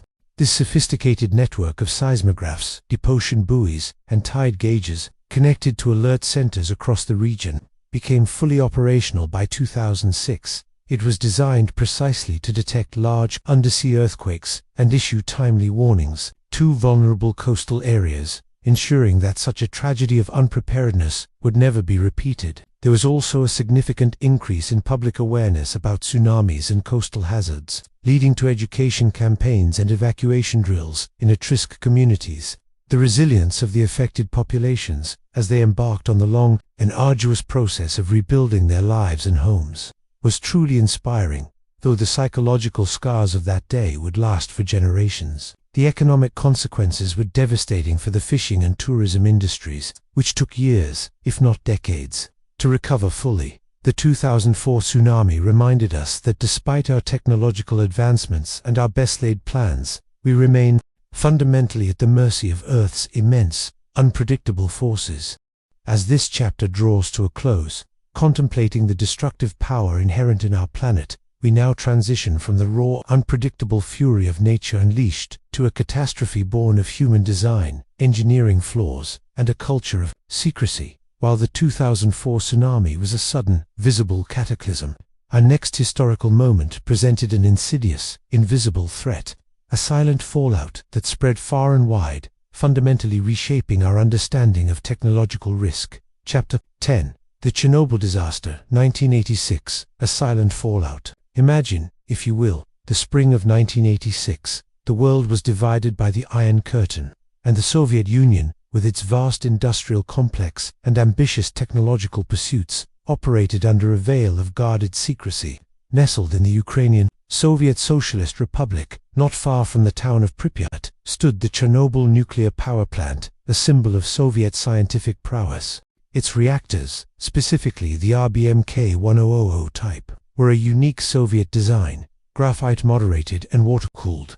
They were powerful, designed for dual purposes, generating electricity and producing weapons-grade plutonium. However, unbeknownst to the general public, and tragically, even to many within the global nuclear community, these reactors possessed inherent design flaws that made them dangerously unstable under certain operating conditions. A critical flaw was their positive void coefficient, meaning that as cooling water turned to steam, a void, the nuclear reaction would paradoxically accelerate rather than slow down, creating a runaway feedback loop. Furthermore, unlike Western reactors, which were enclosed in robust containment buildings designed to prevent the release of radioactive materials in case of an accident, Chernobyl's RBMK reactors lacked such vital protection, a decision made, largely for cost and speed. The fateful chain of events that led to the disaster began on the evening of April 25, 1986, when a routine safety test was scheduled for a reactor No. 4. The test was intended to determine if the turbine could still generate enough power to run the reactor's cooling pumps in the event of a power loss, bridging the gap until emergency diesel generators could kick in. This was a critical safety procedure, but on this particular night, a series of grave errors, compounded by gross violations of existing safety protocols, turned it into a nightmare. Operators, perhaps pressured to meet production quotas or overconfident in their abilities, disabled several crucial automatic shutdown mechanisms and emergency core cooling systems. They then reduced the reactor's power output to a dangerously low level, making it highly unstable. As they attempted to raise the power back up for the test, the xenon-135 isotope, a neutron absorber that builds up at low power, effectively poisoned the core, making control incredibly difficult. Despite the highly unstable conditions and multiple warning signals, the test proceeded in the early hours of April 26 at 1 hour 23 minutes and 4 seconds AMA. The operators initiated the test, triggering a sudden, uncontrollable power surge. The power output rapidly soared to approximately 100 times its normal operating level, far beyond what the reactor was designed to withstand. The immense heat generated by this runaway reaction caused the fuel rods to melt and disintegrate, and the cooling water to flash into steam instantaneously. This rapid steam expansion led to the first massive explosion, rupturing the reactor's fuel channels and blowing off its massive 1,000-ton upper plate. Within seconds, a second, even more powerful explosion occurred. This was likely caused by the superheated graphite moderator reacting with steam to produce hydrogen, which then mixed with air and ignited, or by the graphite itself catching fire. This second blast completely destroyed the reactor building, launching chunks of concrete and highly radioactive graphite high into the night sky. The reactor core was now open to the atmosphere, a hellish, glowing inferno spewing a massive plume of highly radioactive material directly into the environment. The immediate aftermath was chaotic and terrifying. Firefighters from Pripyat were the first responders, bravely rushing to the scene within minutes, completely unaware of the invisible, deadly radiation they were encountering. Many of them would later succumb to acute radiation sickness, dying agonizing deaths within weeks or months. The Soviet system's notorious culture of secrecy and denial immediately kicked in. Initial reports downplayed the incident, describing it as a minor fire. There was no immediate public announcement, no evacuation order for the nearby city of Pripyat, whose 49,000 residents slept soundly just a few kilometers away, oblivious to the silent killer filling their air. It wasn't until detectors at the Forsmark nuclear power plant in Sweden, over 1,000 kilometers away, picked up abnormally high levels of radiation on April 28 that the world and eventually the Soviet leadership was forced to acknowledge the magnitude of the catastrophe.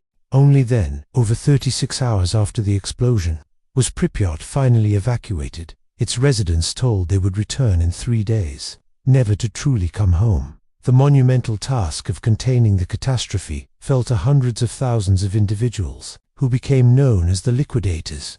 These were military reservists, firefighters, miners, engineers, and ordinary civilians, many of whom volunteered or were conscripted, often with inadequate protective gear. Their mission was to put out the graphite fire, clear highly radioactive debris from the reactor roof, and construct a temporary containment structure over the destroyed Unit 4. Helicopters were used to drop tons of sand, lead, clay, and boron onto the burning core in a desperate attempt to smother the fire and absorb neutrons. Miners were brought in to dig a massive tunnel beneath the reactor to install a heat exchanger, preventing the molten core from burning through the concrete foundation and contaminating the groundwater. The heroism of these liquidators was immense, as was their sacrifice. Many received horrific, often fatal, doses of radiation, leading to illnesses and premature deaths in the years that followed. The long-term consequences of Chernobyl were, and continue to be, devastating and complex. Health impacts were immediate and profound for those closest to the accident, manifesting as acute radiation syndrome (ARS). In the broader population, especially children in affected areas, there was a significant increase in thyroid cancer, linked to the intake of radioactive iodine-131 through contaminated milk. Long-term epidemiological studies continue to track increased risks for other cancers and various health issues, though disentangling radiation effects from other factors remains challenging. The environmental impact was immense. Vast swathes of land, forests, and water sources across Ukraine, Belarus, and parts of Russia were heavily contaminated, rendering them unsafe for human habitation or agriculture. The infamous exclusion zone, a vast uninhabitable area of 2,600 square kilometers, 1,000 square miles around the plant, was established and remains largely closed to human habitation. Contaminated food products, particularly milk, mushrooms, and wild game, became a concern across Europe for years. The social and economic fallout was equally staggering. The mass evacuations created legions of internally displaced persons, forcing entire communities to abandon their homes, often with just a few hours' notice.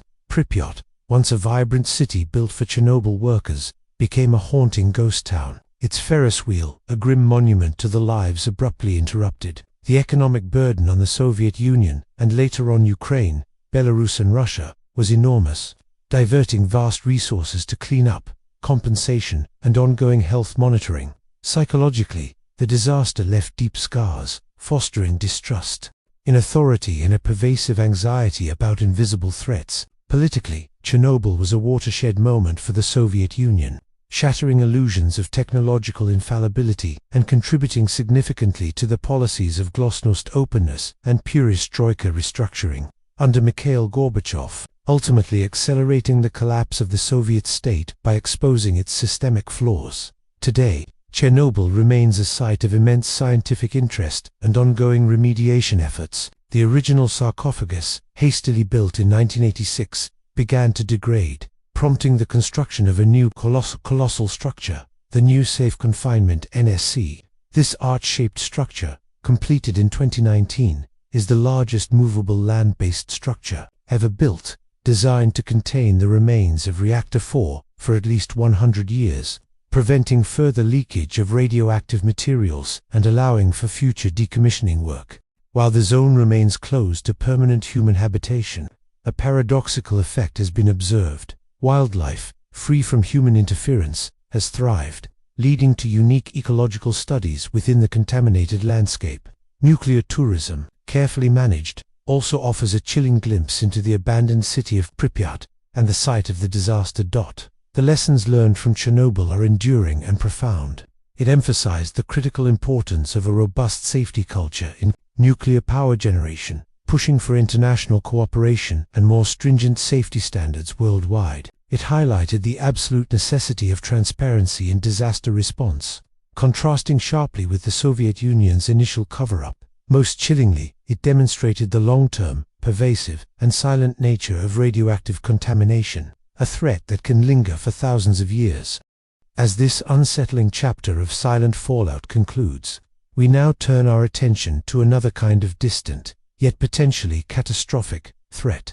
While the Chernobyl disaster tragically illustrated the hidden dangers within our own technological ambition, revealing how human error and systemic flaws could unleash pervasive, invisible destruction, our next exploration takes us beyond the confines of Earth entirely. We step from man-made peril to a raw cosmic reality, a reminder that our existence is perpetually intertwined with the vast, unpredictable expanse of space itself. Tonight, we will gently delve into Asterisks Chapter 11, the near-miss asteroid of 2019, a surprise from space, an event that brought a chillingly close encounter with an uninvited celestial visitor. Imagine the summer of 2019, a time seemingly consumed by earthly concerns and political headlines. Yet, high above, on a trajectory known only to the vast, indifferent cosmos, a stony object, hurtling through space, was rapidly closing in on our planet. It was an asteroid, later designated 2019 OK, and its arrival was, for many, a sudden and unnerving surprise, Its discovery occurred just hours before its closest approach to Earth, a revelation that sent a jolt through the scientific community and offered a stark reminder of our planet's ongoing vulnerability to cosmic impacts. The initial detection was made by the Sonia Observatory in Brazil, a relatively small but dedicated astronomical facility.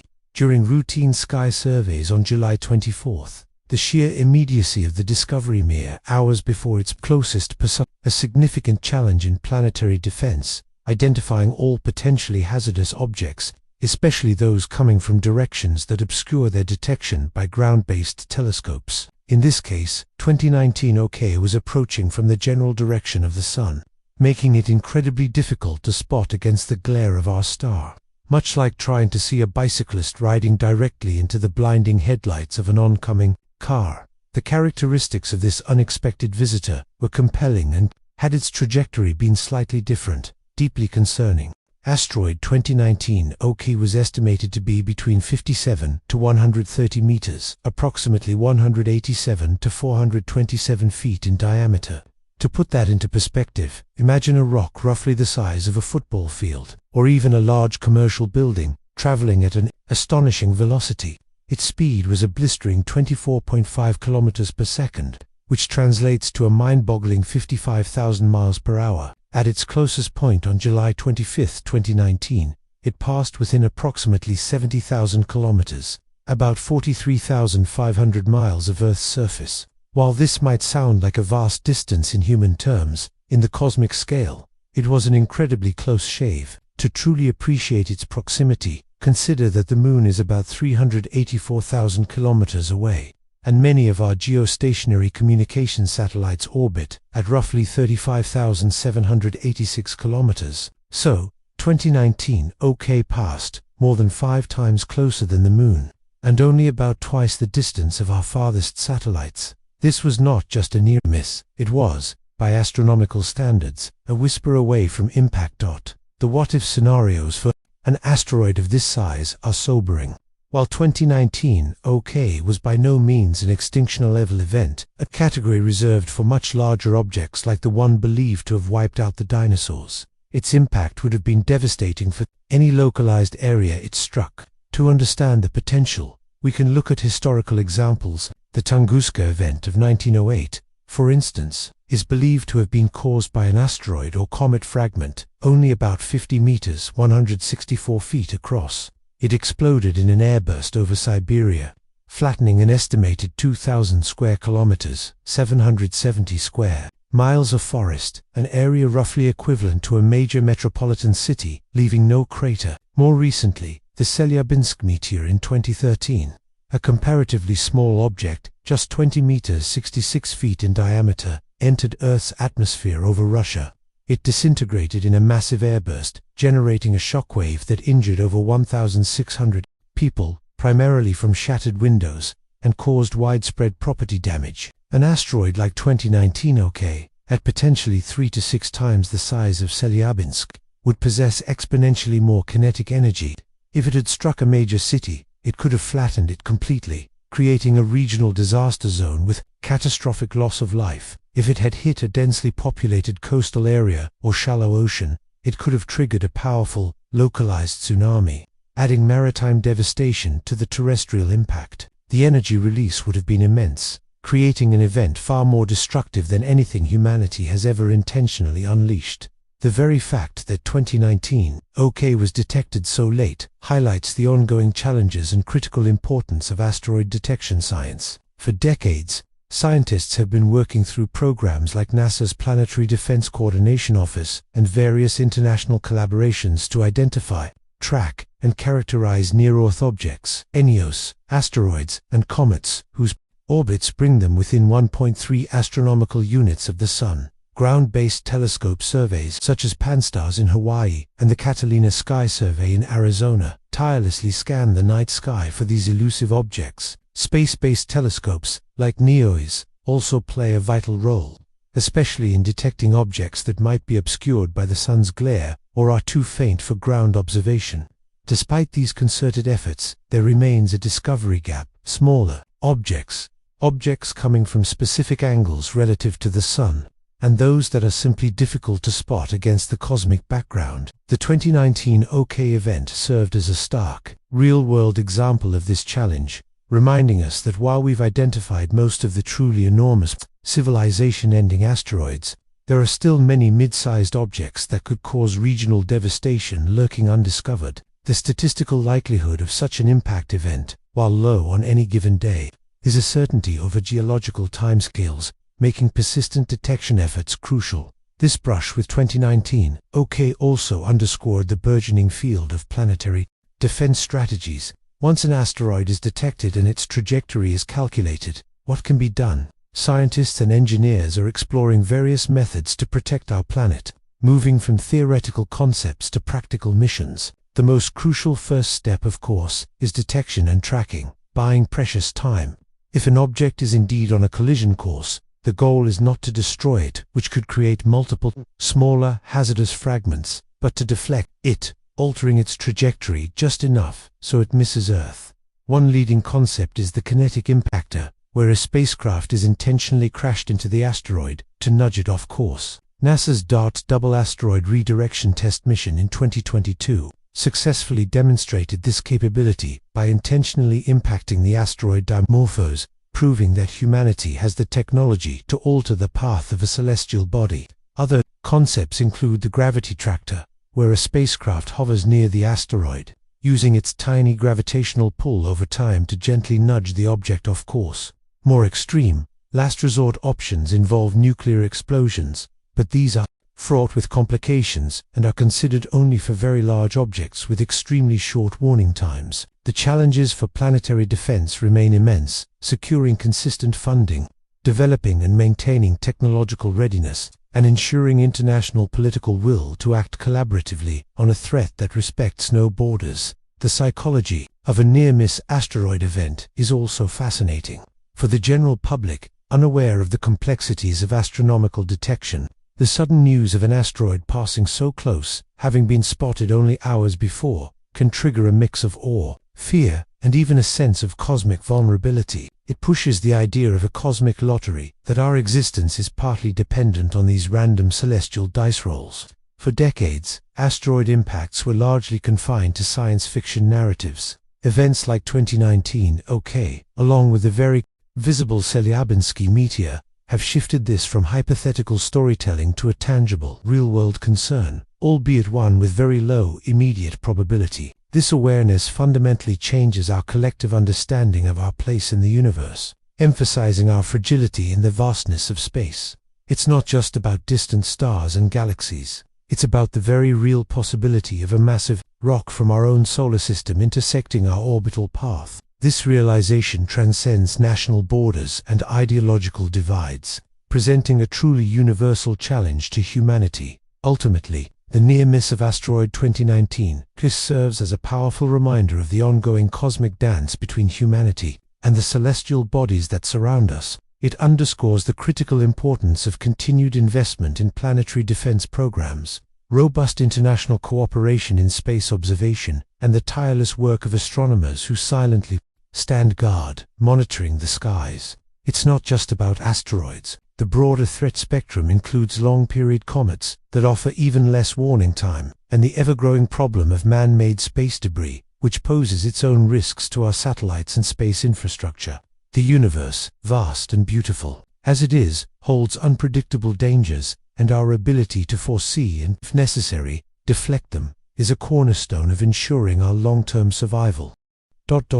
As this chapter concludes, reflecting on the profound external threats that can loom unseen in the cosmic void, we now turn our focus back to our own planet, and to the human decisions that have brought us to the brink of self-destruction. While the near-miss asteroid of 2019 was a terrifying reminder of cosmic randomness, there were decades in the latter half of the 20th century when humanity faced an equally existential self-imposed threat, not from rocks hurtling through space, but from the very arsenals built by human hands, under the shadow of suspicion and ideological conflict. Tonight, we gently step back into a period of chilling tension to explore Chapter 12, the Cold War nuclear close calls, false alarms that almost triggered war. Imagine the global stage from the late 1940s through the early 1990s. This was The era of the Cold War, a protracted geopolitical struggle between the United States and its Western allies on one side, and the Soviet Union and its Eastern Bloc allies on the other.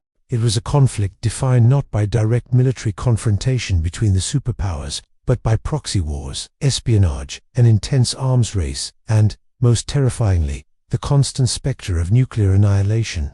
Both sides possessed vast arsenals of atomic and hydrogen bombs, capable of utterly destroying each other, and indeed, much of civilization. This terrifying balance was known as mutually assured destruction, or MAD, the idea that any nuclear attack would inevitably lead to the destruction of both aggressor and victim, thereby theoretically deterring either side from striking first. But within this fragile equilibrium, a multitude of unforeseen events, often born of technical malfunction, human error, or sheer misinterpretation, brought the world to the very precipice of all-out nuclear war. These were the nuclear close calls, the false alarms that, in hindsight, exposed the terrifying fragility of peace under the shadow of the bomb. The inherent paradox was chilling. The very systems designed to prevent a surprise attack, to ensure a swift retaliatory response, were themselves capable of triggering an unintended global conflagration. The imperative for trigger readiness meant that warning times for an incoming attack were measured in minutes, leaving virtually no room for error or second-guessing. Decision-makers were under unimaginable pressure to interpret fleeting data, often incomplete or contradictory, and to act decisively. In this climate of extreme tension and technological reliance, a simple glitch could become a harbinger of doom. One of the earliest and starkest examples occurred on November 9, 1979, at the North American Aerospace Defense Command, NORAD. During a routine shift change, computer screens at NORAD Cheyenne Mountain Complex and at the Strategic Air Command SAC headquarters suddenly flashed warnings of a full-scale Soviet missile attack heading for the United States. Pilots were scrambled. Intercontinental Ballistic Missile (ICBM) crews were put on highest alert, and command staff braced for the unthinkable. The initial assessment suggested hundreds of missiles were inbound.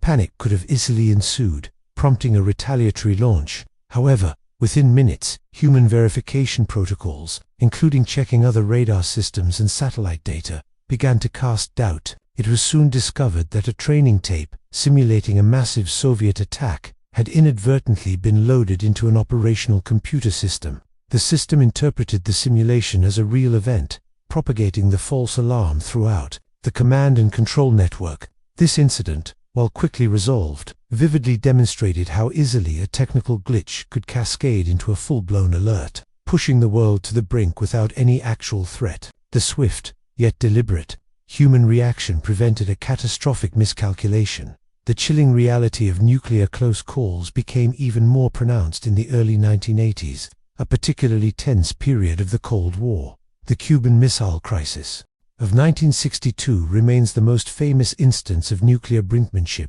and indeed, it involved several frightening near misses, not widely known at the time. From Soviet submarine captains authorized to launch nuclear torpedoes to U.S. aircrews, mistakenly violating Soviet airspace. But even after that crisis, the systems remained prone to error. Perhaps the most terrifying, and arguably world-saving, moment arrived on September 26, 1983.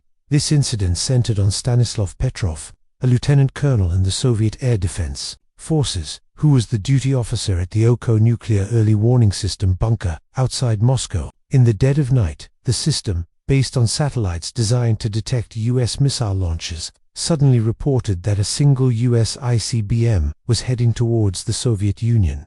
Minutes later, the system indicated a second, then a third, fourth, and fifth missile launch. The alarm level automatically escalated to launch warning, the highest level, signaling a probable attack. Soviet military doctrine at the time called for an immediate, devastating retaliatory strike in such a scenario. Every instinct, every protocol, demanded Petrov report this up the chain of command, which would almost certainly have led to a full-scale Soviet counterattack. Yet Petrov hesitated. He had a funny feeling. He reasoned that if the United States were truly launching a first strike, it would involve hundreds of missiles, not just 5. Such a limited attack seemed illogical. He also knew the fledgling Oko system had recently been installed and had experienced technical glitches. against protocol, against the explicit instructions of his superiors. Petrov made the audacious decision to report the satellite detection as a system malfunction, a false alarm. He refused to escalate the warning. His gut feeling, his ability to critically assess the incoming, terrifying data under unimaginable pressure, likely saved humanity from a full-scale nuclear war. It was later confirmed that the satellite had indeed malfunctioned, misinterpreting sunlight, reflected off high-altitude clouds, as missile launchers. Petrov's name, once a secret, became synonymous with one man's courage and a testament to the precariousness of the Cold War. Balance. Adding another layer of terrifying complexity to that same year, 1983, was NATO's Able Archer 83 inches exercise, conducted in early November. This was a highly realistic command post exercise designed to simulate a transition from conventional conflict to a nuclear war. For NATO, it was a routine, albeit large-scale, training drill. However, for the Soviets, observing these maneuvers with intense suspicion, the exercise's unprecedented realism, including encrypted communications, mock nuclear alerts, and the involvement of heads of state, was interpreted as a potential cover for an actual, imminent first strike. Soviet intelligence believed NATO was trying to mask a real attack within the drills. The Soviets escalated their alert levels, placing Air Force units in East Germany and Poland on high alert, loading nuclear weapons onto bombers, and even preparing submarine fleets, while NATO remained largely unaware of the extent of Soviet anxiety. Historians now believe that the world came terrifyingly close to nuclear war due to a catastrophic misinterpretation of intentions and a fundamental failure of communication. The Soviet perception of Able Archer 83 as a genuine threat was later recognized as one of the most dangerous moments of the entire Cold War, again highlighting the perils of distrust and the fog of war in a nuclear age. Even after the official end of the Cold War, the residual dangers of these heterogeneous systems lingered. On January 25, 1995, a relatively minor scientific event triggered another global nuclear alert. Norway launched a Blackbrant 12 research rocket from its Andia rocket range, carrying instruments to study the aurora borealis. The rocket's trajectory, however, appeared to Russian early warning systems as potentially consistent with a submarine-launched U.S. Trident missile headed for Moscow. Russian radar picked up the launch, and the system immediately classified it as a possible attack. For the first and only time, Russian President Boris Yeltsin activated his nuclear briefcase, the Chegit, which contains the launch codes for Russia's nuclear arsenal. He was presented with the grim choice of launching a retaliatory strike. For several harrowing minutes, the fate of the world hung in the balance. Fortunately, within minutes, Russian analysts were able to track the rocket's non-threatening trajectory and confirm it was indeed a scientific launch. Yeltsin was able to stand down, and the world breathed another collective sigh of relief. This incident served as a chilling reminder that even after the ideological conflict of the Cold War had ostensibly ended, the technical infrastructure for nuclear war and the potential for grave error remained. These incidents, and many others, both known and still classified, underscore the inherent fragility of peace when dependent on complex technical systems and human judgment under extreme duress. The causes of these false alarms were varied: technical malfunctions like faulty computer chips or software bugs, atmospheric phenomena such as auroras, or even reflections from migrating birds, and, crucially, pervasive human error, misinterpretation, and the sheer stress of the constant alert. The hair-trigger posture demanded rapid response, leaving little margin for error, and the deep-seated distrust between superpowers meant that verification was often impossible without escalating the situation. The bravery and presence of mind of individuals like Stanislav Petrov, who defied protocol to listen to their intuition, saved millions, if not billions, of lives. As this chapter illuminates the terrifying brinkmanship of human conflict, we now shift our focus to an earlier, yet equally devastating, period in history, reminding us that nature's ancient scourges can be as profound as any modern threat. While the Cold War era showcased humanity's capacity for technological self-destruction and the ever-present shadow of man-made catastrophe, history reminds us that even without the push of a button, life on Earth can be irrevocably altered by forces far older than any missile. Tonight, we journey back to a time when an invisible enemy, a microscopic killer, swept across continents, shattering an empire's grand ambitions and fundamentally reshaping the course of civilization. We delve into the plague of Justinian 541 AD, Rome's other deadly epidemic. Imagine the Mediterranean world in the mid-6th century AD. The Western Roman Empire had officially fallen a century prior, crumbling under barbarian incursions and internal decay. However, in the east, the Byzantine Empire, also known as the Eastern Roman Empire, was thriving, centered on its magnificent capital, Constantinople. At its helm was the ambitious and energetic Emperor Justinian I, who reigned from 527 to 565 AD. Justinian harbored a monumental dream to restore the full glory of the Roman Empire, to reclaim the lost Western territories, and to reunite the fragmented Roman world under his rule. He had already achieved significant successes, reconquering North Africa from the Vandals and embarking on a protracted, costly war to reclaim Italy from the Goths. Constantinople, his capital, was a bustling, cosmopolitan metropolis, a global hub of trade, culture, and power. Its crowded streets, vibrant markets, and bustling ports connected the empire to distant lands, facilitating the movement of goods, ideas, and, tragically, disease. This thriving, interconnected world was about to face an existential threat more potent than any barbarian army. The invisible enemy that arrived in 541 AD was a disease of terrifying virulence. Modern scientific analysis, including the study of ancient DNA, has confirmed that this epidemic was caused by Yersinia pestis, the very same bacterium responsible for the infamous Black Death nearly 800 years later. This was the first recorded pandemic of bubonic plague. The disease was primarily transmitted by fleas, which infested rats, and as the rats died, the fleas sought new hosts, often humans. Human-to-human transmission, particularly through pneumonic forms of the plague, also played a significant role in its rapid spread in densely populated areas. The symptoms were horrifying: high fever, chills, vomiting, agonizing pain, and the characteristic swollen blackened lymph nodes, or buboes, that typically appeared in the groin, armpits, or neck. Gangrene would often set in, turning extremities black. The mortality rate was exceptionally high, often exceeding 50% for those who contracted it, and sometimes reaching closer to 90% in particularly virulent outbreaks or crowded conditions. Its origins are believed to be in East Africa, possibly Ethiopia or the Nile region, from where it likely spread northwards along ancient trade routes, carried by infected rats on grain ships traversing the Red Sea and then the Mediterranean. Plague's arrival in Constantinople in 541 or 542 AD was catastrophic. The city, with its densely packed population of hundreds of thousands, its close quarters, and poor sanitation, was an ideal breeding ground for the plague. The contemporaneous historian Procopius of Caesarea, a key source for this period, vividly described the horror.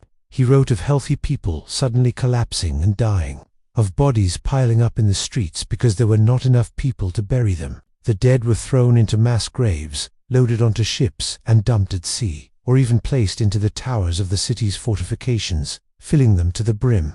At its peak, the plague was said to be killing between 5,000 and 10,000 people per day in Constantinople alone. The scale of death was unimaginable, overwhelming all established social and civic functions. Even Emperor Justinian himself contracted the plague, a terrifying testament to its indiscriminatory nature, though he eventually recovered, perhaps due to his strong constitution or access to the best available care. From Constantinople, the plague quickly spread across the entire Byzantine Empire and beyond, following the bustling trade routes that had facilitated the empire's prosperity. It moved rapidly through the Mediterranean basin, carried by merchant ships to North Africa, the Middle East, and eventually into Europe. The first wave of the pandemic raged for several years, devastating major urban centers and then spreading into the countryside. But unlike a single, isolated outbreak, the plague of Justinian was not a one-time event. It returned in successive waves, roughly every decade or so, for over 2 centuries, until around 750 AD, constantly chipping away at the population and preventing recovery. Each resurgence, though perhaps less impactful than the initial wave, kept societies in a state of demographic fragility and economic stagnation. The consequences for Justinian's ambitious empire and the broader European world were profound, and notwithstanding the most immediate and devastating impact was the demographic catastrophe.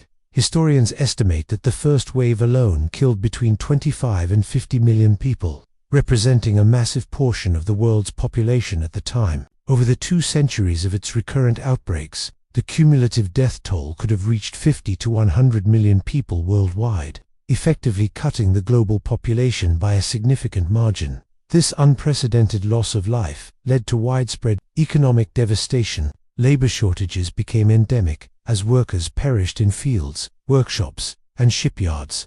Farmland lay fallow, crops rotted, and trade networks, once the lifeblood of the empire, were severely disrupted. Tax revenues plummeted, crippling the imperial treasury and making it harder for the empire to fund its armies and maintain its infrastructure.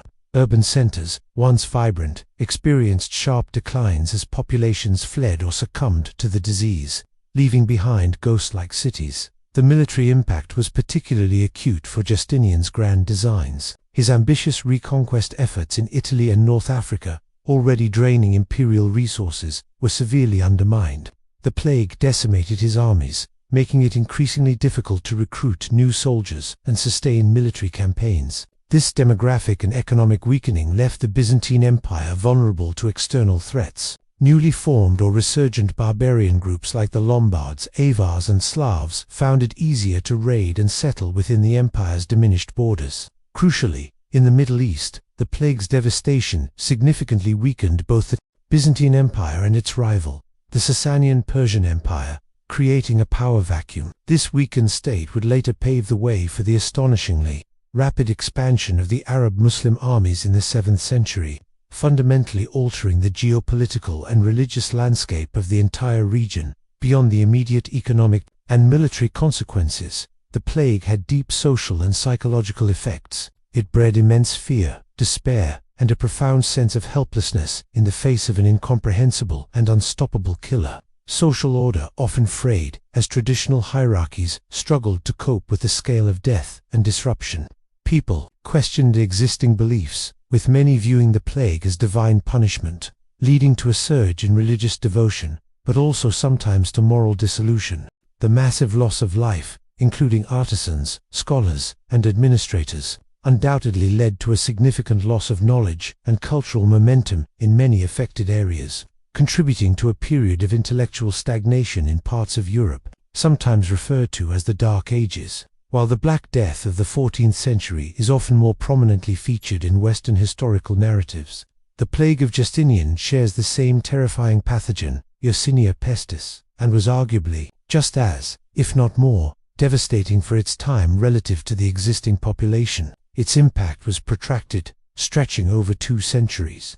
Unlike the more concentrated waves of the Black Death, differences in climate, population density, and the rudimentary state of medical knowledge in the 6th century all played a role in its distinct historical trajectory, yet its fundamental biological mechanism of destruction was identical.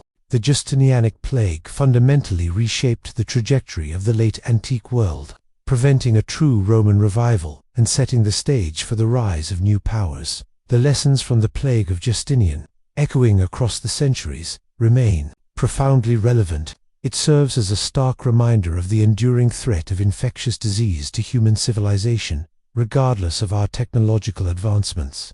It illustrates the critical role of trade and globalization, even in ancient times, in facilitating the rapid spread of pathogens across vast distances. Most importantly, it demonstrates how a biological event can trigger cascading effects, impacting social, economic, political, and military structures, fundamentally altering the course of history for centuries to come. The resilience and eventual adaptation of human societies in the face of such overwhelming devastation are also part of this ancient, harrowing story. As this chapter illuminates the devastating power of ancient contagions, our journey through history continues, next exploring a more recent, yet often underestimated, global health crisis, while the plague of Justinian starkly reminds us of a time when entire empires could be brought to their knees by an invisible microscopic foe, illustrating humanity's profound vulnerability in an age before modern medicine. The 21st century brought its own powerful reminders that the threat of global pandemic is far from a relic of the past. Our next stop is the year 2009, a time when fear once again spread faster than any news bulletin, albeit with a different, perhaps more subtle, outcome. Chapter 14. The H1N1 Pandemic. 2009, the almost forgotten crisis. Imagine the world in the spring of 2009. The internet was a dominant force. Global travel was commonplace, and advancements in medical science had armed humanity with vaccines, antivirals, and sophisticated public health systems. The specter of a devastating pandemic, like the Spanish flu of 1918, felt largely relegated to history books, a grim warning from a less technologically advanced era. Yet, in March of that year, whispers of a new, unsettling influenza strain began to emerge from Mexico. Initially dubbed swine flu due to its genetic origins, this novel strain of H1N1 influenza, a virus, quickly ignited fears of a truly global contagion. What made it particularly concerning was its unique genetic makeup. It was a quadruple reassortant virus, meaning it contained a never-before-seen combination of genes from North American swine, Eurasian swine, avian, and human flu viruses. This novelty meant that much of the human population had little to no pre-existing immunity, making it highly transmissible and potentially dangerous. The first identified cases were reported in a small village called La Gloria in Veracruz, Mexico, and almost simultaneously in California, USA. In late March and early April 2009, what began as a localized cluster quickly spread throughout Mexico City and beyond, characterized by a rapid surge in respiratory illnesses. The initial alerts from Mexico prompted swift action from international health organizations. The World Health Organization, WHO, and the U.S. Centers for Disease Control and Prevention (CDC) rapidly mobilized, recognizing the potential for a novel, highly contagious pathogen to cross borders with the speed of modern air travel. There was an initial period of intense confusion and fear, as early reports from Mexico indicated severe illness and a number of fatalities, raising alarm bells reminiscent of the avian flu scares of prior years. The concern was palpable. Could this be the next big one? A return to the devastation of the 1918 pandemic that claimed tens of millions of lives.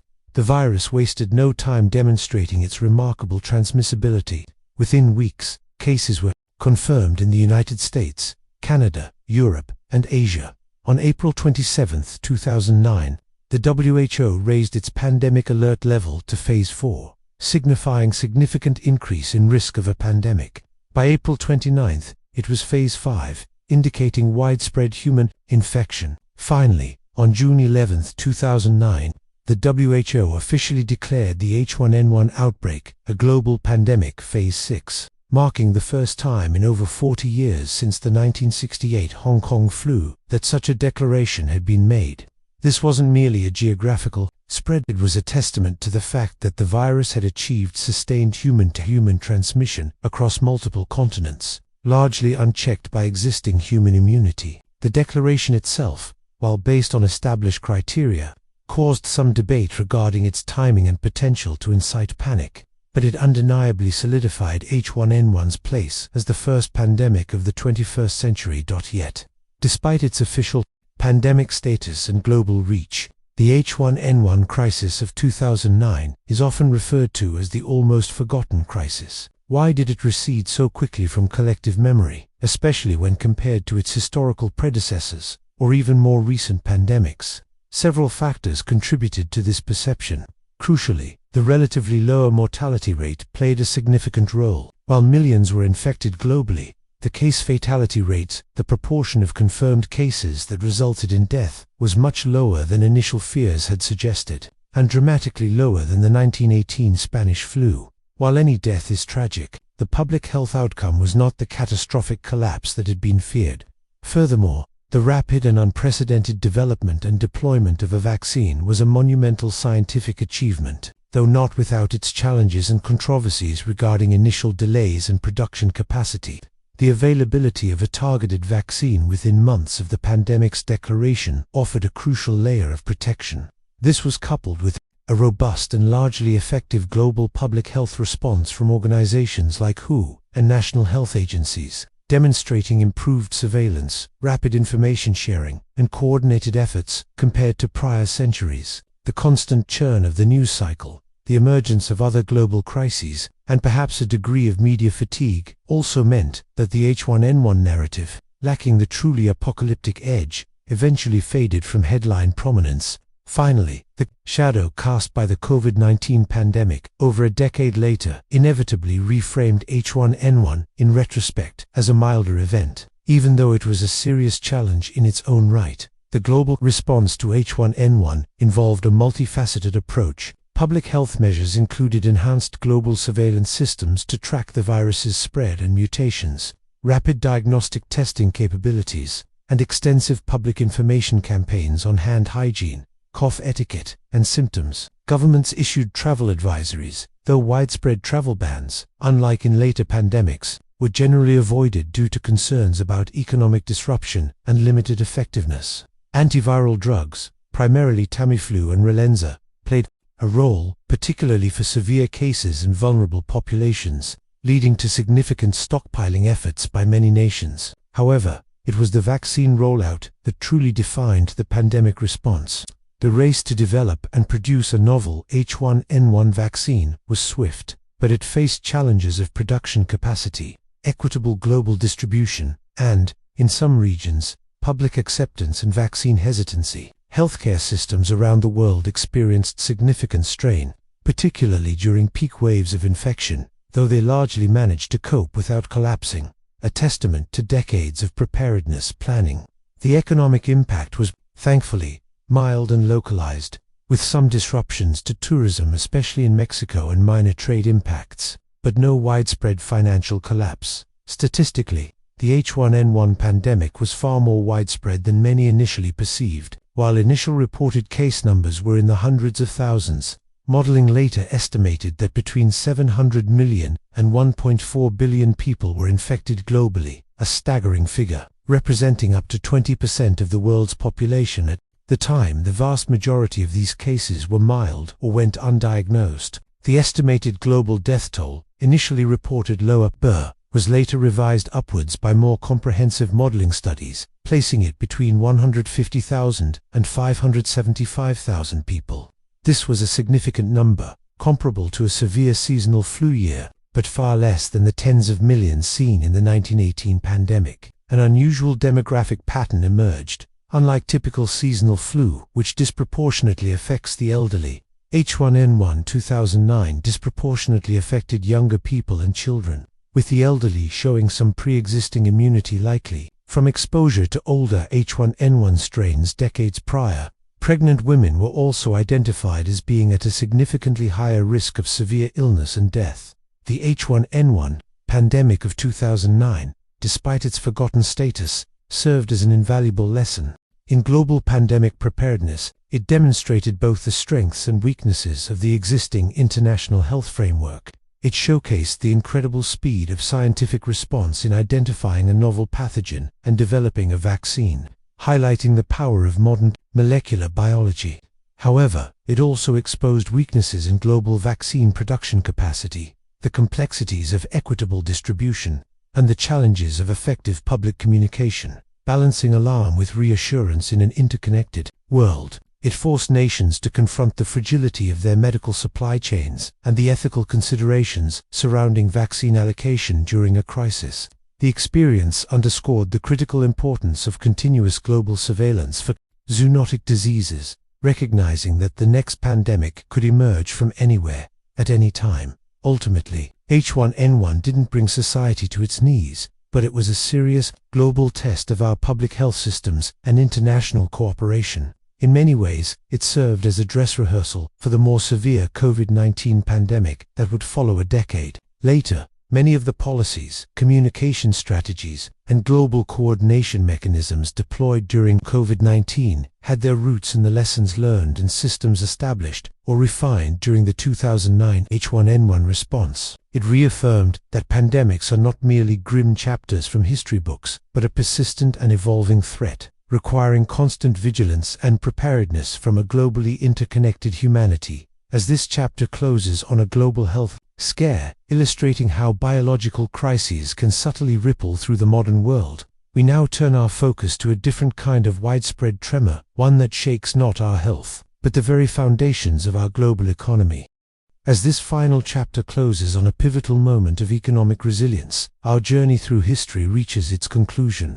We have traversed millennia, from ancient supervolcanoes and plagues that shaped human evolution and empire, to more recent battles against solar flares, global pandemics, and the terrifying brinkmanship of nuclear arsenals. We've witnessed both the destructive power of nature and the profound consequences of human ingenuity, error, and collaboration. The stories within history before sleep are not meant to cause fear, but to offer understanding, a tranquil reflection on the monumental events that have defined our past, humbled our present, and illuminated the path to our future. Each narrative, from the year without a summer to the crisis that was averted, offers lessons in fragility, interconnectedness, resilience, and the enduring human spirit. May these reflections bring you a deeper sense of perspective and a peaceful rest. Thank you for joining us on this historical voyage.